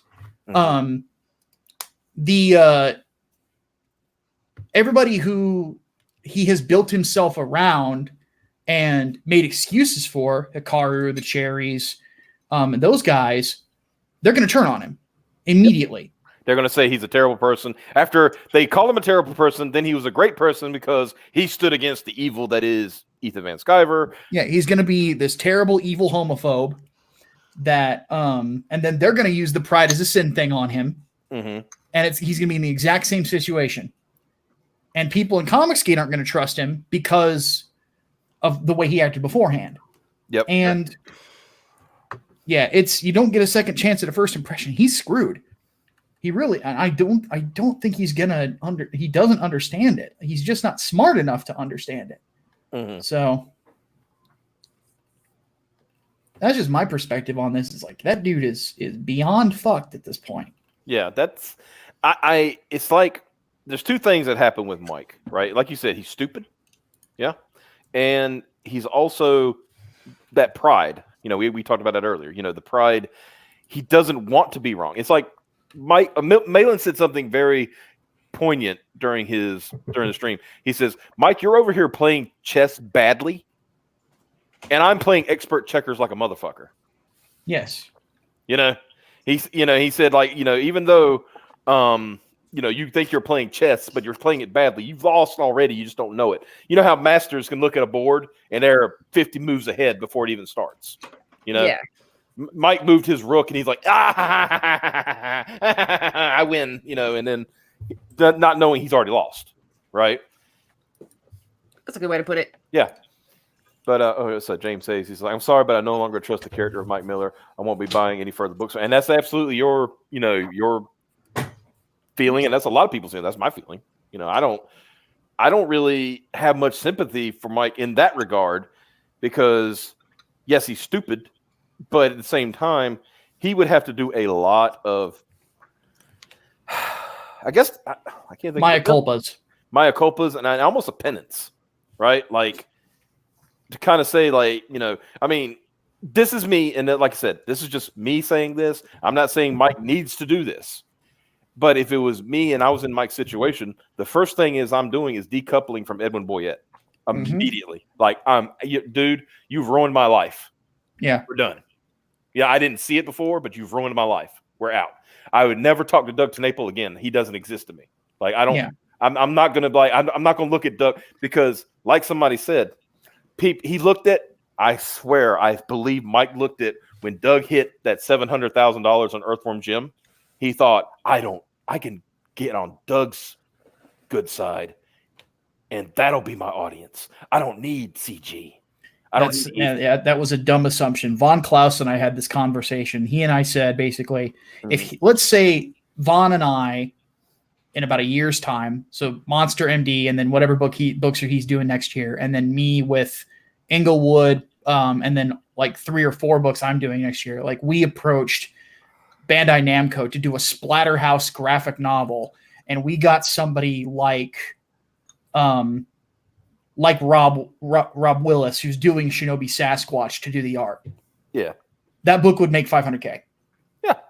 You know, because of the Splatterhouse name and Rob Willis's art fits that style to a T. Mhm. That's it. Earthworm Jim made as much money as it did because it's Earthworm Jim. Yep. It's a revival of a franchise that I think is pretty well universally loved, I would say. I don't know too many people who have bad things to say about Earthworm Jim. It had so much charm to it. Yeah. The only bad thing I can think of is the 3D one. Okay, fair That was point. just a pile of dog shit. Holy Yeah. shit. But to Doug's credit, and Wenger, I don't know how much the stream you remember, Wenger, because you were pretty drunk. But when I was wasted before that stream even started. Me and Adam Friended were streaming on my channel before that, and I guess Adam Post was there and Narwhal, I believe. But I got wasted on that stream, and then Ethan sent us the link right after we got off, and I was like, "All right, let's fucking do this." that was a fun night, though. Yeah.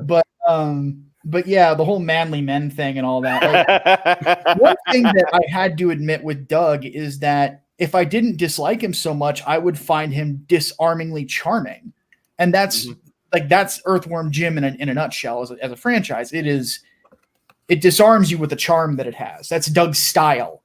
Yeah, and that's why it's so universally loved. But if you grab a universally loved franchise that has an indie following at this point, or a retro following in the video game circles, and you make a graphic novel out of it, people will buy it. Yeah. Well, the thing I always thought about him from the first time I ever interacted with him was I was like, this guy is fake as fuck. Yeah. And, he was like always this real fake nice to me. And I thought he thinks that I'm some dumb rube that he can like get on his stream and yuck it up with, but I didn't care because he was using me, but in the same token I was using him because I just wanted to get on a big stream and pitch my book, so it seemed like a fair trade, I didn't care. Mm-hmm. Well, it's like, Wenger, you bring up a good point. It's like me and my parents and I, we used to have this thing. I don't know if where you lived when growing up where you were, did you have routes instead of addresses, right? Where I live, for the longest time we had it would be roll route X box X, right? And it's hard to explain to people no, it's not a PO box, it's actually my physical address. It's just the way they Mm-hmm. And we always said it's like, I think some people would see that address and think, well, these are just a bunch of hicks and bumpkins. They don't know what the hell they're doing. And it's like you said, people hear you and how you talk and stuff like that, and they say, "Oh, he's an idiot. We got him," and you're like, no. Yeah, that's what the impression I got from Dig, like how he thought of me, but I didn't really care, like I was saying, because we were both just kind of using each other. Mm-hmm. So it seemed like a fair deal. Doug always thinks he's the smartest guy in the room, right? And fair. I mean, if he wants to think that's fair enough. John Penn in the chat says the real test will be Bigfoot Bill 2 and how Doug does on that. I think it'll do. I mean, I'm looking. It'll probably make 300,000. I mean, Well, look, here's the thing about that, and I was talking about this with Ethan earlier. We were talking about it in the back channels about the stream I did with Mike last night.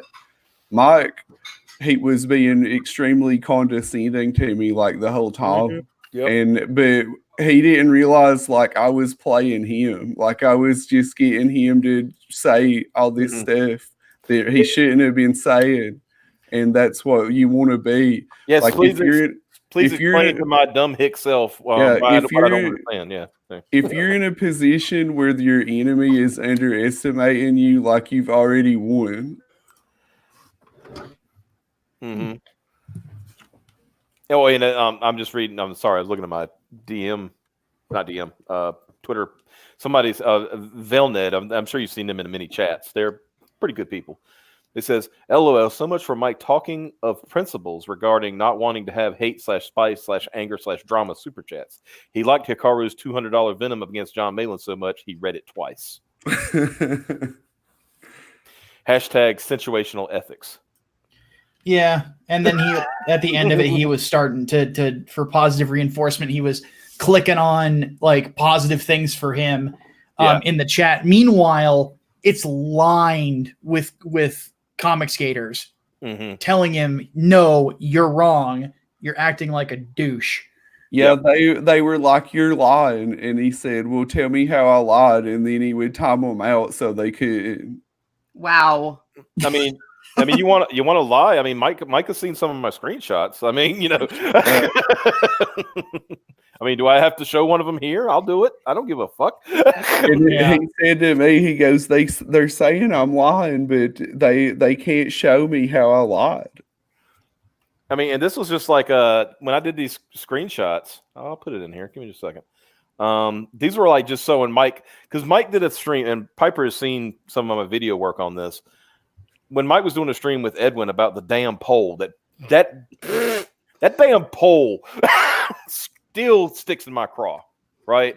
That still pisses me off. And he's like, "Well, I did this poll, and 42% of Comicsgate are say it's a cult." I'm like, I'm had half of Comicsgate freaking blocked. Yeah, I said I'm here like doing that, that slow blink, like blink, blink, blink, blink. Yeah. Who's that? Oh, it's Xavier. Hold on, so let me add him in there. Hello, Xavier. All of my sycophants agree with me, so that proves that you're wrong. I'd also like to remind you that our own research into that poll revealed that 78% of Comicsgate agrees that Cab is gay.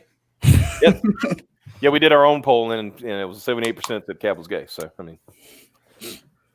All right, you remember he said, like, after he said, he did the Pride to Sin, he said, "I didn't make anything else after that." About all that. Yeah. What's this? September 29th, Pride is a Sin, #OnePride. Of course, One Pride is referring to the Detroit Lions, right? But, he was doing that to troll. That's the only reason he did it. He's like, I'm sure Mike was like, right? Look at me and being a cheeky cunt. Got him. Kevin Spladey wants you to know that he did super chat Mandy for feet. I'm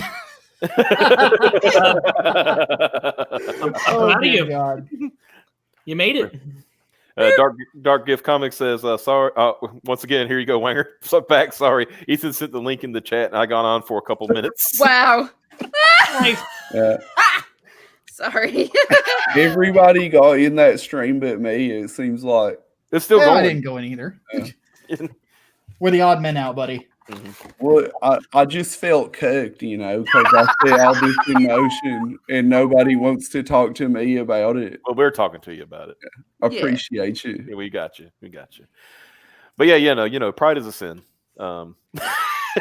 There's nothing wrong with shitting on the Lions either. It's just no. You said you didn't do it twice, and you did. Yeah, and you did it and you said it in the same way, so it wasn't like you were just being, trying to be, cute or anything. Like you were trying to put it back out there. That's what it was. Yeah. After you blew it up and mea culpa and all that stuff, you wanted after you had the big falling out with Ethan and stuff. You said, "I'm gonna do it again because I think it was probably something like, all right, the drama over that is dying down. Let's do it again. Yep. I'm going to do it again. Mm-hmm. Well, the Detroit Lions do have a lot to be proud of. I mean, after all, they were one of the first teams to have that perfect season. Yes, James Hayes asked the question. He said, I did not get a link. You know what it feels like? It feels like how Osama bin Laden must have felt whenever everybody was blaming 9/11 on Bush. It's all me. For all the credit, he definitely throws the shoes at him. What the fuck do you mean it's his fault? He can't even fucking speak properly. He can't even form a sentence. Because if anybody was involved in that, it was Dick Cheney. It wasn't W. W didn't know where he was half the time. True. Yeah. W was just having a good time. He's going, "Hey, where are we at, guys?" It kind of makes me wonder if Miller even knows that a group of lions is a pride. Yeah. Hey, Dick, what you doing? Sir, we're just playing another round of our favorite game. Annihilate the brown people? That's a fun game. But anyway, I was in the Oval Office, playing Transformers vs. GoBots, and of course Transformers won because they're cooler. And anyway, the can do Kanye West. Yeah, Kanye West. He said, I don't care about black people. Can we talk about this another time, sir? Okay, yeah, sure. I'm gonna go out and have fun at the Capitol. I'm Cheney. Somebody shot Cheney. I think his battery's dying. Does Dick Cheney sound like Frankenstein's monster? There was this cartoon on Comedy Central called Little Bush, and that's Oh, I how the remember Dick that. Cheney Oh, yeah. character talked. Yeah. It I was remember that. hilarious. I saw a commercial for it, and I said, "All right, that's funny." Because they said Little Bush had lost his speech. He was going to give. He said, "It's okay, I'll wing it," and his whole staff was like, "No!" Oh goodness! But anyway, There you back go. on the make fun of Mike train. Yeah. Now there needs to be art of that idea of Mike S. Miller holding the end is nigh sign in the middle of Africa in front of a bunch of lions. And then him saying pride is a sin to them, and they're just staring at them, licking their lips. Not that I'm imagining Mike S. Miller getting eaten by lions. I just think that would be a funny image. Mm-hmm. Because it's kind of like what Mike would do if there's a fence there. Yeah. Right? Either that or him at a zoo where it has a little like the plaque with the facts about lions. Oh, yeah. And Mike getting S. pissed Miller's off. the kind of guy that would antagonize the tiger in the cage. Yeah. I would love to see fan art of somebody recreating Rorschach's opening monologue from Watchmen, but it's Mike S. Miller and all the things that he's bitching, complaining about. None of that shit is real around him. Everything around him is fine, but he's still complaining. Did I tell you guys about really the have alternate to- cover? Oh, go ahead, Yeah. Winger. You wouldn't have to change the dialogue much, really. Not really, no. One day, Comicsgate will come to me and say, "Save us," and I'll whisper, "Only if you super chat." I was going to say back Lone Star, but back the May. Now remember, But, you got to remember, he's principled. He doesn't want super chats, but he does want your money. Unless you discovered him through Ethan. Yeah, unless Yeah. you discover it through Ethan, then you can fuck right off. Yeah, then you don't want your money.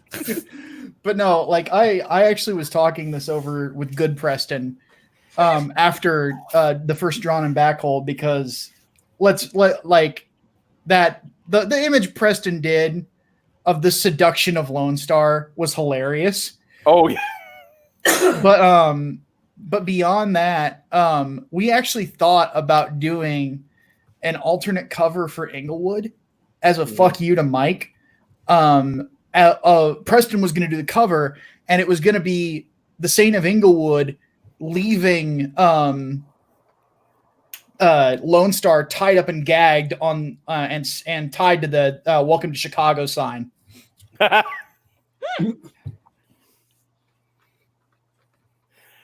I'm just like looking through my my Smiller's screenshots that I made. Well, I thought you were going to say you were still looking for Piper in the Virgin Killer sweater. I'm like, No, I Mike should be on that one. Go ahead, Mike. Oh no, I stopped. Oh wow. See? That much autism. See? There's way too much to go through. If y'all want that picture, I guess you gotta ask Ro, man. Like, well, doesn't Twitter like only go to a certain date? Like in 2 years media? ago. 2 years ago. Yeah. which is how Well, old that picture is I mean, actually. you can do a what you call it? You can do a extended search, that like advanced search, but it would be hard to find a picture. Yeah. Like You'd you have to find know the phrases- text in it. Yeah. Yeah, you have to know phrases and text and all that stuff. Yeah, because I did that, Micah. That's what I did to prove that JDA was full of shit about his. I founded Comicsgate. Blah blah You blah need blah to blah. send that to Malin and Ethan, I'll do it. because I have said, I'm not saying they're ignoring me, but Mm-hmm. I don't know if they actually believe me without actually having the evidence myself. Mhm.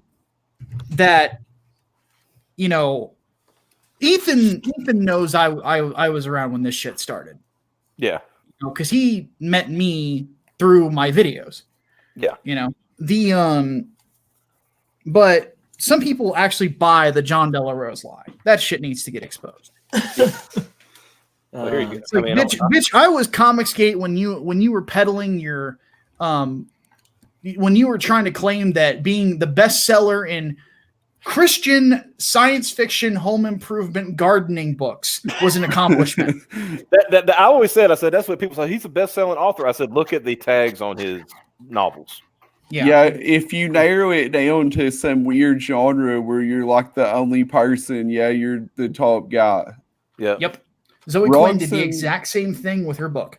Mhm. Roxham is over here. The worst part of the tweet by Mike is it's nothing but antagonism. No Christian would ever see that as an effort to preach and bring people to God. You know, that's something I've thought about a lot is these guys like Doug and Mike. What's this thing that Christ talked about the most is not judging other people. And that's all they do. Like, that's the least Christian thing you can do. The point of being a wasn't the message that it's not your job to judge, that everyone gets their judgment at the end? Yes. Yep. Mhm. Yeah, I mean, what did Christ, there was nothing that Christ talked about more than that I can think of. I think it was Paul who said that, especially with, because Paul was he was the apostle to the Gentiles, right? And that's us, and he said in his writings that, I am here as a witness. And that's what he asked us to do, as other Christians. We witness about, that's the idea is like we're witnessing to the power and the, love of God and Jesus and stuff like that. We're not here to judge. We're not here to say, Micah Curtis, you're going to hell. Heard that before. And you're going and probably got hit over the head with a Bible during it, right? Like virtually and physically. That's what the whole point of the story, let he who is without sin cast the first stone, because no matter what, you've done something you shouldn't have done. So you don't have any right to be throwing stones at anybody else. Mm-hmm. So I'm going to share something here. Go ahead, Xavier. But you'd say that and Smiller would still throw that rock. Yeah. Oh, yeah. And everybody look at me, you're like, what? Here is... as you can see, this is an advanced search for Comicsgate from John Della Rose in 2015. Sorry, we didn't find any results. Didn't somebody from Myers Twitter talk about Comicsgate before Comicsgate became Comicsgate? Yes.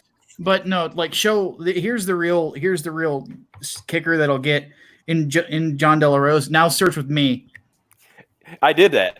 And you were before him. No, show it real quick, just so people Okay. can see it. Let's see if I can.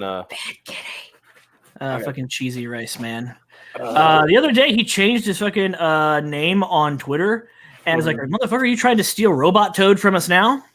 What? Oh, Did you know he put Cyberfrog in the title of his campaign? I know. Advanced search. The problem is you can't get to it like normally anymore. You have to search for it and then get it. It said the title of his campaign was Flying Sparks for fans of Cyberfrog. Hashtag Comicsgate. John I would Dilla think Rose, that would be against some sort of rule. Yeah, apparently not. He told me the other day I was talking to him on Twitter, and I was like, well, some people, I don't know why you want to rag on Comicsgate all the time. Said some people, they just have the opinion that you want to insert far right politics into comics, and they don't want any politics in comics. Like, that's the point. That's why they came here. They just want to be entertained. And he said, I don't want to do that. And then the next day, today, that was yesterday, I was talking to him, and he just told me that he didn't want to insert politics into comics. Just the next day, I saw him gatekeeping Donald and Cecil because they're liberals, and saying that he didn't think they should be in Comicsgate, writing comics because they're lefties. Wow. right. So he So I contradicted caught himself. some of that, but Yeah, I didn't the catch next- all of the context. Yeah, the next day he contradicted what he told me. Wow. Fucking cheesy rice, man. Derp. Mhm. Yeah, old boy just lies all the time. Let's see. Da-da-da. I'm just of the opinion it's like if we're gonna start putting in arbitrary rules about who can write in Comicsgate. Nobody under the height of 5'6" can write in Comicsgate, so that gets rid of John De La Rose. Whew, I'm safe. Damn it! I'm Well, different for women. Why Different you for do women. me like this? Different rules for women. They can Okay. be shorter. But Yeah, we're talking she can do the girl push-ups. we're talking specifically about men. Not Okay. yeah. There was some Well, you guy. mentioned Mike, so I got confused. Oof. Yeah, we're over here doing real push-ups. She gets to do the girl push-ups. But it was some like new troll that was going on about that and bothering them, saying that they weren't Comicsgate because they're left wingers. And John De La Rose was just like going along with it, like, yeah, I agree. Mhm. All right, Micah, I got your screenshot, and I got to compare, and it's a comparison shot too. So let me save this one real quick, Micah. I have while you're doing that, I have news from Brother Raptro. Oh yeah. In 2 weeks, he will finally be at his forever home. Oh, it only took 2 fucking weeks. Jesus Christ. 2 Poor boy. months. yeah. I don't know if he's he's in the U.S. or if he's still trapped in Mexico, but keep him in your prayers. There you go. Anything could go wrong in between now and then. True. What's going on? I missed that. I'm sorry. He could run into his cousin again. Okay, wait a minute. Let's explain. Raptro is he's one of our. He started out as like a fan, and then he became a patron. Like he was actually paying us money to do this dumb shit. And Oh, nice. and during that tier, it allows you can come on the show. And he ended up basically becoming a co-host. And since then, he's moved from the People's Republic of Portland, and to get to. He's trying to get to Texas, but in that he took a U-turn through California and got stuck there because his cousin took his car apart, like literally. Looking for It's a a bad timing belt situation. issue that didn't exist. Yeah, he said, "You got a timing belt issue." He's like, "I don't think I do." He said, "Yeah, I hear it." He's like, "No, but don't, please, Not don't." the timing. Oh my god. Turns out his cousin just has tinnitus. Yeah. Took his car apart and then fucked off to Arizona and left it that way. And Literally then took a left turn at Albuquerque. That's fucked up. Yeah. And then after that, when he got back, it turns out that it's not worth repairing anymore because of how badly he fucked it up. Yep. So then somehow he got stuck in fucking Mexico. Yeah. So now he's in Mexico. Oh, poor Raptro. I'll be glad when he's back though, because I missed the boy. It's okay. My man's is legal. That's true. Yeah. The only problem he'll have is like they might look at him funny when he comes back, but he'll get in. Your car appears to be several cars welded together. Yeah. Move along. All right. So, Well, I am coming from Mexico. We don't need to see his identification. These aren't the cars we're looking for. Move along. all right. So this is the first tweet from John De La Rose in 2017. It's the first time he says anything Comicsgate related. Right? Yeah, but So that's He's that. basically mocking us. Yep. And then here say by is that. just for shits and giggles. There's Micah's first tweet. Oh, look. A month and a half before. Gee, it's almost like I was at the start of this shit. Yeah. It's always It's an August. almost like I'm the OG. You short fat fuck. And by the way, that one in September, that was the only one he made in 2017. Yep. And then he didn't make another one until like April of 2018, I believe it was. So he thinks because of what he wrote that article, was it the Federalist or whatever? He thinks that's that like nobody the read. founding. That nobody read. He thinks that's the founding. And by the way, that was just their first tweet. There was a lot more underneath that. By the So- way, you want to know how like the first like I know a few people like who are connected to the Daily Wire, Mhm. and one of them the first time he heard of Comicsgate was through me. Yep. So it's like, come on, like let's not no, don't play this game with me. Yeah. And in fact, I think I have to look it up, but I believe that I know for a fact that the graded account, because that was run by Scrump for a little while, tweeted about Comicsgate before John Delarose did. Yep. So I said, so does that mean we have a claim on ownership of Comicsgate? But that's the beauty about it. And I think this goes back to a topic and why I love it so much. A lot more than I liked Gamergate, I'll tell you that much. There is no gatekeeping. There really isn't. There shouldn't be. No, if you have something that people want, they will get it. And if you act in a certain way that people don't resonate with, they simply won't, interact with you. All the people that I can remember that started out CG adjacent a while back, their properties continue, and this is nothing personal against them, but their properties are continuing to decline. Yep. And you all, on the flip side, you see a ton of creators come into CG that were part of the community, that were content creators, what have you, making their own books. Me, Wenger, and a bunch of others. I think that within around about 2 months' time, when I think most of us were either starting or ending the initial funding of our books, there was 10 or 11 comics that hit their funding within about a month. I don't think that's ever happened. That's pretty crazy, because what that means is that's new people who are building their name. Yeah, that's a lot of volume. Yeah.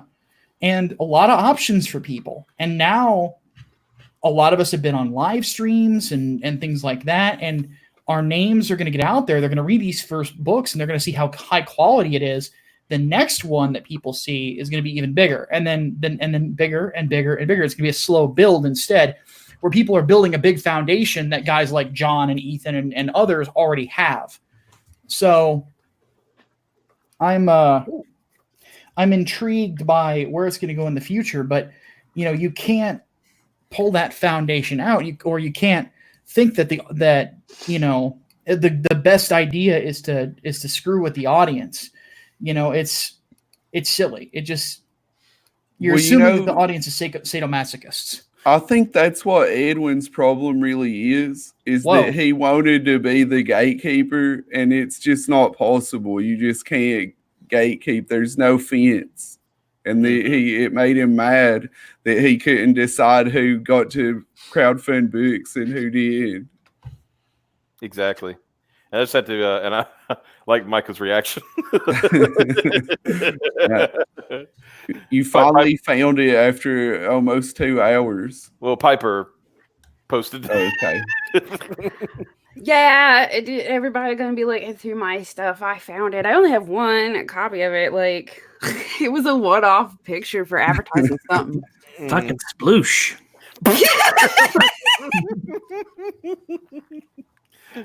That's funny, but yeah, no. So I'm not going to be standing up for a bit. This is what got Ro all hot and bothered, and she became a very hot topic in the War Campaign Discord, apparently. Yeah, I got multiple DMs that were just like, "Hi, you're pretty. Also, you're a hot topic in the War Campaign Discord," and I'm like, "Well, I'm not in there, so I don't know what's going on." But thanks. Modern Nui is confused by titties. those are breasts. That's something that female humans have. So don't drag on Mata too much. He's a cool bit, but yeah, he's a nice boy. Oh, I know him. I'm just teasing a little. Okay, yeah. So did you get any nice guys in your DMs? Did you get any hey girl, you want some fucks? I got some dick pics. Did you get any sampling? Did they send you money? No. You need to watch those DMs. Mandy showed her feet. Damn it, we gotta. Mission accomplished. She did it. We're not alone anymore. I'll have to go check it out later. We inadvertently made that a fucking thing now. Like everybody, now when Brett Gaze gets demonetized, he's gonna have to show his feet. Yeah, that first $5 super chat gets feet. Yeah. I will say this though, like being known for something like that, could be a good thing for some of us, myself included, because now I have to do consistent arm exercises, or else I'm screwed. Oh yeah, because you're known for sleeveless. Yeah. Yeah. Well, And admittedly, I don't look very good right now because I've been sick for so long. So yeah. That what was it? Crap. I was gonna say that stream that I forgot who was on there was like you, and I know Liam Gray was on there, and then right in the middle of it, he just takes his suit off, and he's also Liam's wearing a character, man. He's also wearing a sleeveless shirt. I'm like, because everybody says like you and him look alike, so Yeah. that's it. That's what I remember. Liam showed up in some chat, and I was like, "Hey, Mike is here." That was the first conversation he and I had ever had too. That's the funniest part. Yeah, I've DM'd with Liam, and I talked to him on Wenger's stream. That was a fun night. Wenger, remember that? Yeah, we try to have a good time on my stream. Yeah. Then you invited sketch therapy, and I watched that. yeah, that was Well, I mean, like we were saying earlier, I like some good cringe. I wanted to say that. I wanted to see how Liam and Call Me Mark would react to that, and it didn't disappoint. you got your money's worth, is what you're pretty much, yeah. Call Me Mark had no idea what to do. Yeah. And Liam just started sparking outright back at him. Yeah. He immediately he's Australian. Aussies go immediately into attack. they're like cold snakes. You leave them alone, they won't do anything. But as soon as you go after them, they're like, And Sketch was mad at me. He was like, "I'm not your joke, Wenger." And I was like, "Well, why would I put you on the stream? You always do this." Yeah. This is the reason I did it. Yeah. What was it? I mean, and look, I think it's something in their DNA. Ask Mike. We know Australia. We know a couple Australians, Mm-hmm. and they go from like docile, nice, all of a sudden, what did you just say? You fucking cunt, mate. Ah. Yeah. You gotta respect Sketch though. He's a good guy. He's just he goes hard. Yep. I'm never gonna disparage somebody who has served their country and then got injured, like he did, and also, but it was somebody who is. Most people would love to have somebody as loyal as Sketch is to people. Yeah, that was like my interactions with him because he was one of those guys in like the chat at Ethan's streams that thought I was gonna stab Ethan in the back and stuff like that, and he caught me saying something about Mike Miller being a talented artist. He thought that I was standing for Mike in Ethan's stream. And he's like, "How dare you do that?" Da, da, da, da, da. And I just took my time with him. I'm like, all right. I think I can win him over. Because I had seen him interact with Ben Hennessy. And Ben and I are cool. And I actually talked to Ben about it because Ben was legitimately trying to calm him down and say, "Hey, are you legitimately ask him, are you okay, dude?" Because Ben's a veteran too. Yeah. And he's like, you gotta be patient with him.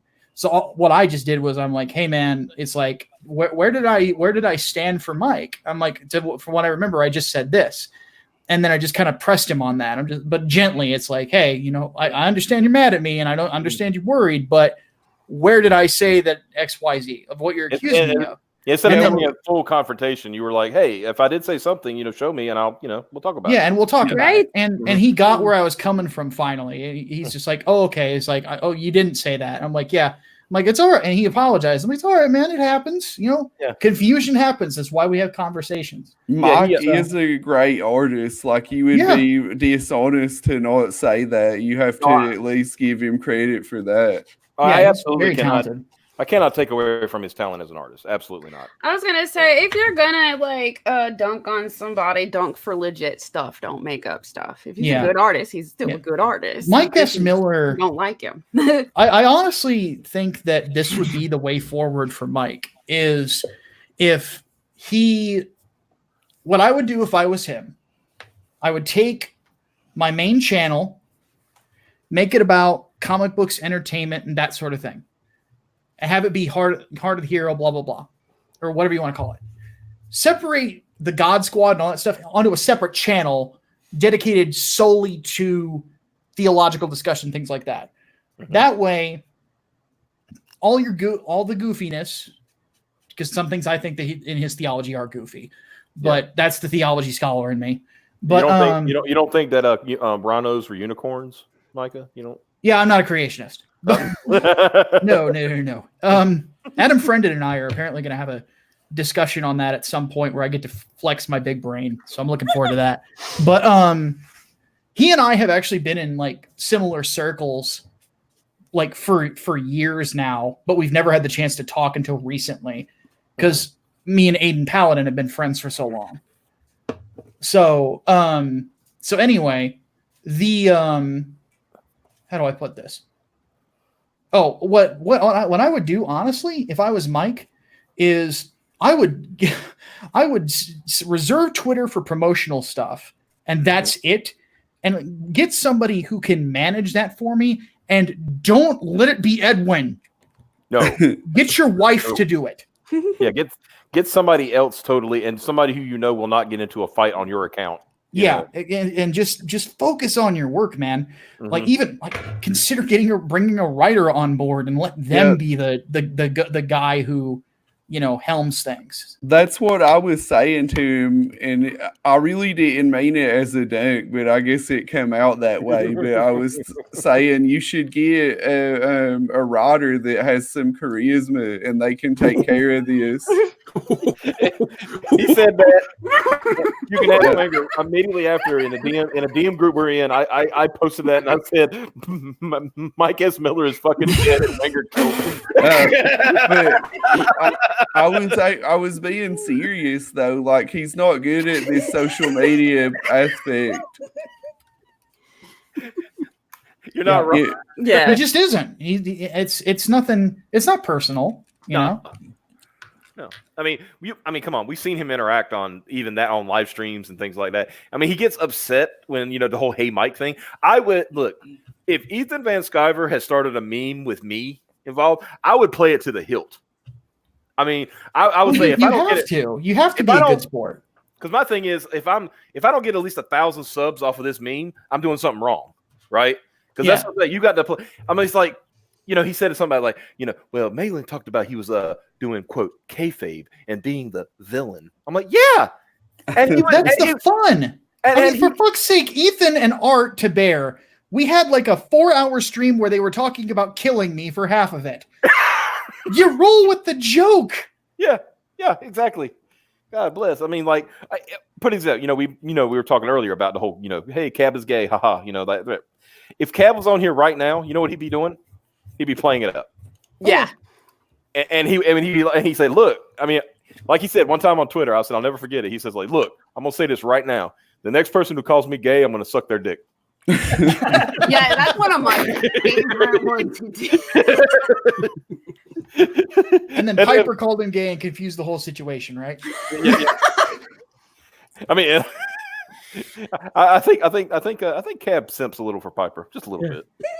Well, for a while, like when he was regularly being on streams, it was like people shipped us. They're shipping Cab. They were shipping us. And of course, I was saying like, you can't ship that. Cab's a proud gay man. It's like, oh, he's like, yeah. What's going on? Well, that's when it got into super deep lore where I actually had a penis or something. Like, yeah, what some were saying. I mean, I have a video clip of Cab saying, not a video, it's an audio clip of Cab saying, "I love men penises and I eat ass." Yeah, like because I know for a while he was going around saying it's okay. I've seen her wiener. So yeah, he said shit like that, and of course, when he said that, I took that and like deepened it, like put some bass on it and put it over Doug Naples' voice. Because I don't know if I should say this out loud. Fuck it. I think Doug Naples closeted. I don't know why. I just he loves him some goo. He does love some goo. Yeah. He did a whole stream about how much he loved the goo from He wants to be covered in it. covered in the Popeye's chicken goo.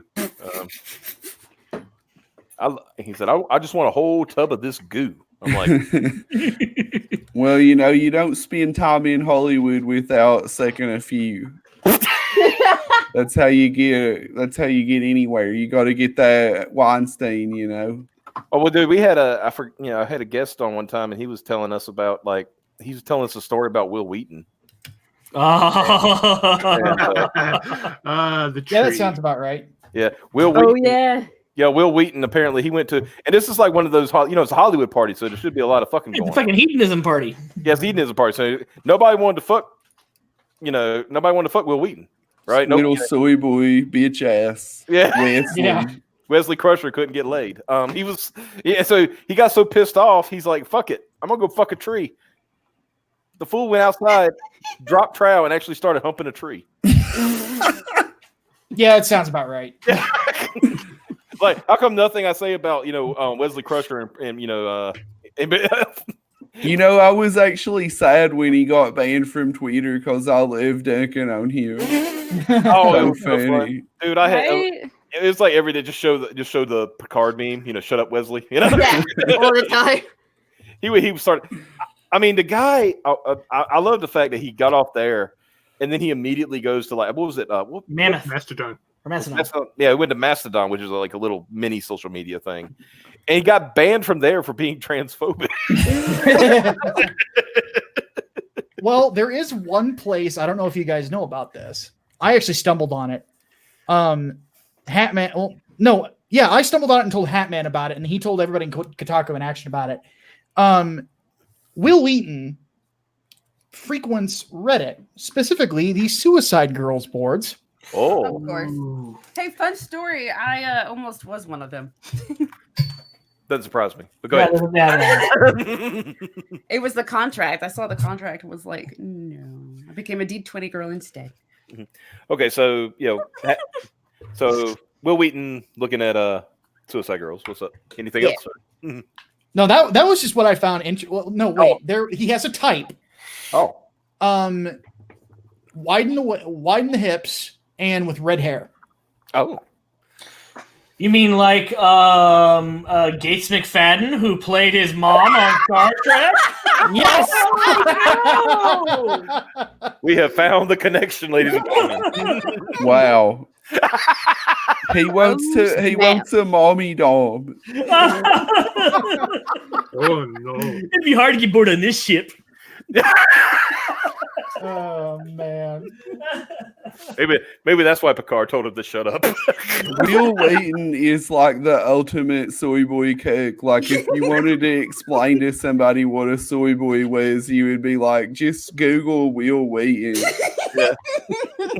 Yeah. Him or Anthony Birch. Oh, Birch.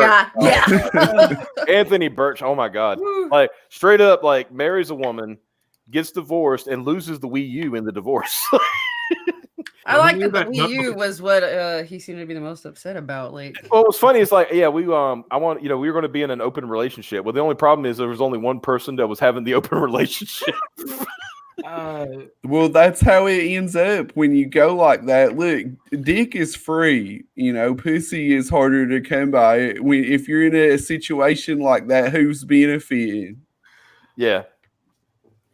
In order for Will Wheaton to recover it all, he needs to transform into Shia LaBeouf, which isn't that much of a stretch. It's just that, Shia LaBeouf's a fucking soy boy too, but he's also the most alpha of them all because he's so fucking insane. Alpha soy boy. That doesn't sound. I know, right? of the soy boys. We are. Yeah. Yeah, but we are talking about a guy who played he played Capture the Flag with 4chan for like 2 years. Remember when they took the flag and he patrolled the empty flagpole for 3 days and nights with a baseball? Yeah, he's not a gamer male. He's like a Delta male. Yeah, that's a better one. Delta. Heated Delta moment. Yeah. I wonder if he was ever looking at his flag. He's like, out in the middle of wherever it was. He's like, haha, they'll never find it here. And then the drone shows up. I just remember when that first started, he had that live stream constantly from the museum, and there was always people there trolling it, and he lost his damn mind on that live stream, yelling in their face. No, I'm pretty sure that 4chan broke him. Oh yeah. When the dude showed up with like the pizza that had the pepperoni that was in the Nazi insignia. Yeah. But then I think what kicked it, I think what like ended it, just like it's like Will Wheaton's fucking dead, was when fucking Sam Hyde showed up. Started chanting the Hebes will not divide us. Hebes will not divide us.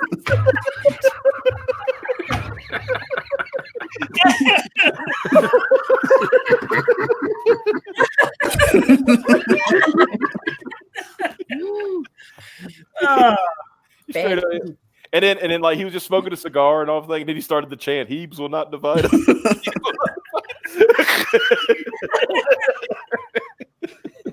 Oh, you see that?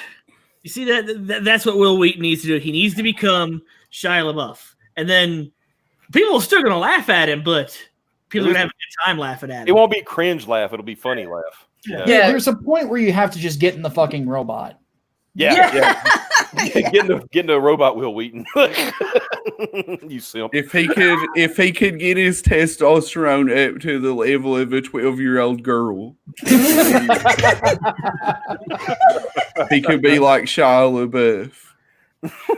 Actually, I've seen like this one video, actually really fucking weird video of him performing with this little girl in a music video, and he's buff as shit. It's terrifying. Hell? Overcompensating? Could be. Because Did you ever see what Carrot Tom did? I was thinking, every time he showed up on Big Bang Theory, he was fucking fat and Yeah. Some celebrities, man. Because I remember when Carrot Top got ripped. Yeah. That was creepy. Yeah. So some people should not be ripped. Yeah, man. it's like I'm pretty sure that like there's an image of him holding 2 dumbbells, which is when Joe Rogan coined the term dick root. It's like some people aren't meant to be thin. It's like Drew Carey when he started hosting fucking Price is Right, and he's got that weird tiny body but that big square head. Yeah.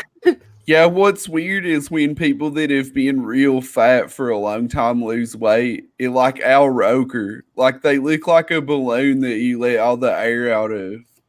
That's why you got to go get the tummy tuck. I was gonna say that's usually where they get the surgery to tighten the skin back. Every time I think about Al Roker, I think about like when Obama was first inaugurated president, and they're doing that whole they walk down Pennsylvania Avenue and everything for the first time, and he goes, there he is, and you find he said later he said he shit himself. What? So he was so excited to see Obama, he pooped his pants. Yes, he actually said he admitted that he shit himself while he was. Oh my god! Oh. What the fuck? So, whereas when Trump did his, people were shitting on the street. That was it was a little bit different, And they still are in San Francisco. Yeah. Remember when people were taking a knee to Trump when he passed by in protest and like, you fucking morons. Oh Yeah, yeah. you're bowing to Caesar. Kneel before the God Emperor. Yeah. I was like, I was like, guys, the whole God Emperor thing was a meme, but I think they're going to make it. These idiots are going to make it a reality, right? Because I joked because like, what did I say one time? I said, so Trump will serve his 2 terms because he's more than likely going to get reelected, right? And afterwards, they say like, look, you've done such a good job that we want to like put you like president of Earth.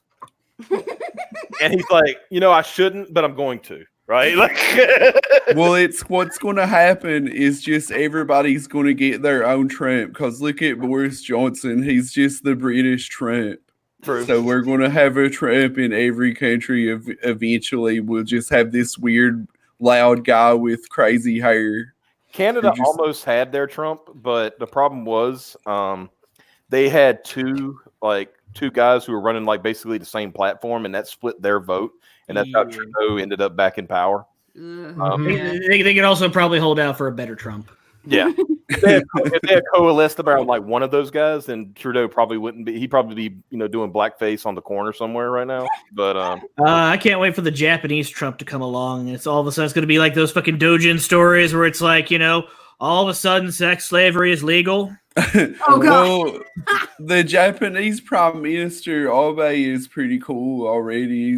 He's pretty much like a Trump kind of character anyway. yeah.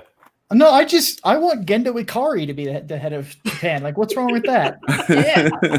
That would that's what I'm honestly expecting. Is like that's their Trump. Is just the guy who looks like Gendo. I'm gonna be like, Mr. Prime Minister, we've assembled these teenagers for you. I have a use for you. Kevin Spady says President of Earth like Doctor Who. No, I have a better idea. Hold on a minute. I think G from Street Fighter. I think Michael will like this one though. Yeah, G's a good one, but I think you'll like this one. There you go. Yes. Yes. Mayor of Earth. What was that like? Back when two best friends before they were two best friends, it's like he did these like those When they were friends, yeah. Yeah, he did those mistranslations of Final Fight games, and everyone like Mike Hager, the first one, he says "Mayor of America," Mike Hager, speak tough. Well, it's about accurate. And every time it was like it kept escalating. Like the next one was like President of Space. I can live with that. And like, what was it? He said something like the one that got me was like, "Oh yeah, details are for weak men." Because we got like, Mr. Mayor, we need to explain to you what's going on. He said, "Details are for weak men." Point me to who I must pile drive. Yeah. And then like it was like I think it was 3 where they had the new guy, like one of the new guys show up, and then like he's like a former gang member. He's like, "I got to tell you what's going on." He said, "It's really bad." And then like Hager says, "I'll trust you for now, but if you're lying to me, my sloppy rage will go all over your face." Yes. That's what Earth needs. Yeah. I mean, Jesus, EVS is still streaming about Smiller. I mean, well, I think he's just taking comments now. Is this like the victory lap or the second or third victory lap? Yeah. You know what's funny is in that chat when I got in there, I wrote, well, at least kudos to Mike for actually showing up in there. And as soon as I sent it, he left. Yeah, that's what I was saying. So then I followed it with, "Oh." I was surprised he showed up, honestly. I'm like, okay, so Ethan is still trying to start Mike's redemption arc. He's trying desperately to save his fucking soul. Mm-hmm. Yeah. It was funny because it went from like, Mike getting ridiculed to like actually, because there's one point like Ethan says like, "Mike, seriously," he said, "when the time comes and you're like, Ethan, I need help again." He's like, "Yeah, okay, come here, buddy." Like, he's like actually does want to still help him after all this. Yeah. Like. But I just thought the timing was great. I gave him kudos for actually even showing up and, taking it and whatever. And he immediately left. You took it and broke a major rule of engagement. Broke another one, that circus stud flyby. Well, he's just been getting angry and angrier since last night, and I guess he couldn't take it anymore.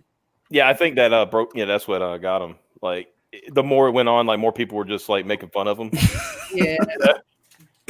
Because there was the point where he was like, "Wenger, you were saying a lot of mean things about me on Ethan's stream," and I was like, "Well, I just talk a lot of shit. It's what I do." And he looked at me like he wants to kill me, and he goes, "Please don't curse on my channel," like super serious. And then I was like, "Okay, well, sometimes I just talk a lot of doo-doo." By the way, I think one thing for Mike Hager being president of Earth or mayor of Earth is that we have a built-in anti-Galactus. That would always get just a tiny little Mike Hager pile driving Galactus. I said, "I wish." Sir, we have a problem. Silver Surfer just showed up. You know what that means? I'm not worried. James Hayes says, "I'm not sure Ethan's audience will accept Mike back." Well, by now, they have read how shitty his writing is. And they have seen how horrible his behavior is. So I don't know why anybody would buy Lone Star 3. Yeah, he like he really does need a writer. That's going to be a test. I think Lone Star 3. I mean, I honestly didn't think it would be that big of a test, but like looking at what he did with his Redux cover versus what Malin did with just an alternate, with a variant cover. I mean, that's a big difference. And I always remember, I keep telling people, Mike wanted that to be on Kickstarter because he wanted to I got to make more money on Kickstarter. People making $100,000 on Kickstarter, And I love that laugh. It's great. but yeah, no, that's what was so dumb about it. It's like, dude, Mike, you're not gonna make that much money on Kickstarter. And of course, they didn't even let him on the platform. So Yeah. Not to mention the Lone Star property in general has problems. mhm. And I'll list them right now. First off, the character looks like it's Captain Cummings in really bad Captain America cosplay. Mhm. I know I'm not the first person to make that point, but that's what it looks like. He looks like he stole a really bad Captain America knockoff helmet, some random Falcon shirt that he saw in Walmart that he thought looked cool, wore his some cargo pants to work that day, and he stole Hal Jordan's leather bomber jacket. Like the character doesn't look original. He doesn't really look that interesting. Yeah. And yeah, the writing is just not there. It's mediocre. Yeah, that's the best way, because I mean, It's like, yeah, he's a military veteran and all that, but that's not enough to sell somebody on a character. right. You gotta bring something to the table that makes them stand out, that when the characters in front of you, they pop. There's something that brings them off of the cover and right in front of you, something that looks like it's just not what everybody else is offering. Yeah. I will give him this. It's well done, but he looks very generic. Yeah. Well, it's okay to have a generic character if you can make it fun. Like what I have to admit, I haven't read a lot of Lone Star, but I've seen some pages, and what I saw, it was just like really off-putting and weird. It's a lot of dialogue and exposition for supposed to be an action comic, like from what I saw. So you're supposed to write an action comic instead he wrote Marvel? Damn shame. Damn shame. I want to take this picture here and put Wenger's face on Hager and put Mike's face on the shark. If Rapture were here, he'd have it in 5 minutes. It'd be a multiple entendre because you'd have like Mike's shark book, and then Wenger also given the power driver. I think it'd be great.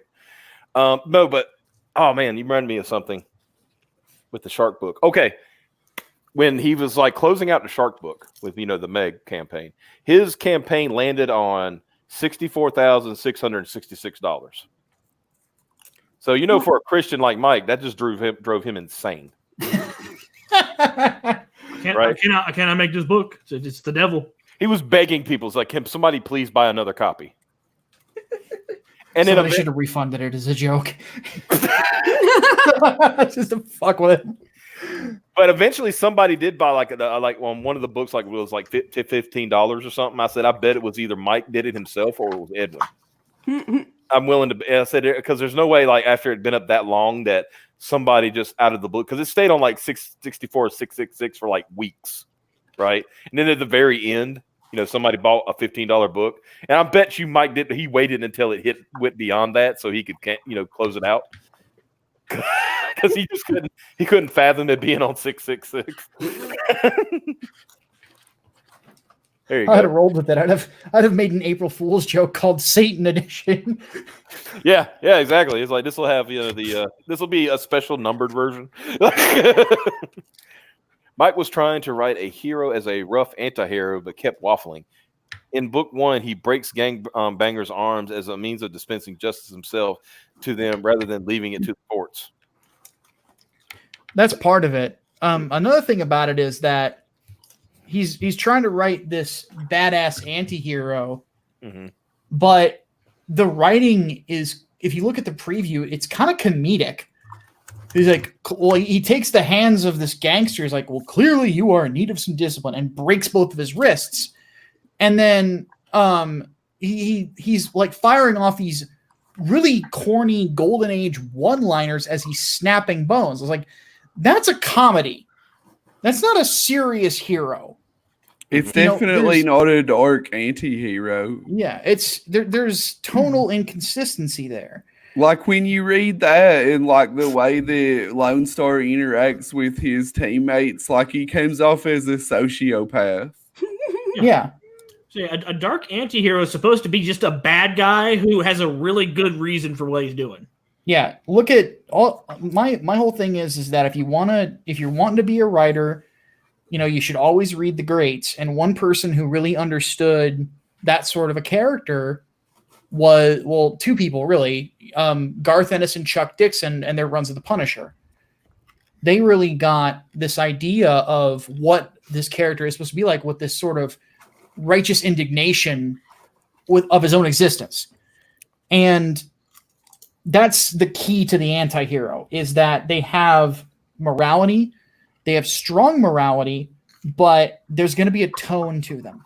You look at the Punisher, dark, consistent, very grumbly is a good way to put it. I'm getting tired, so I'm kind of struggling with my words.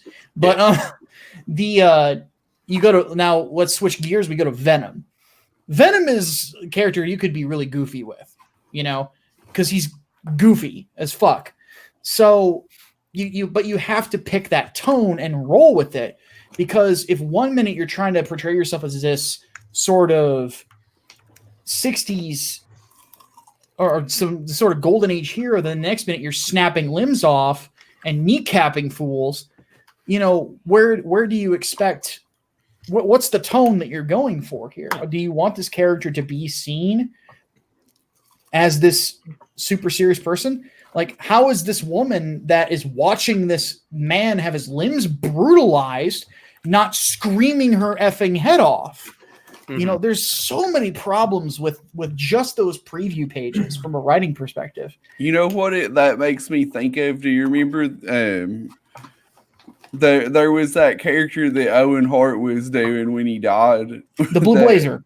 Yeah, the Blue Blazer. I couldn't remember what he was called off the top of my head, but it was kind of like that, like this golden age hero, but he was real corny and yeah. I love that. Yeah.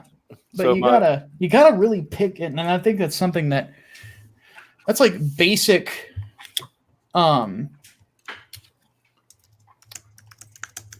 Basic tone. So let me do some quick thing, because Piper's about to give out. And I wanted to show first, since you came on, I might as well show everybody some Inglewood.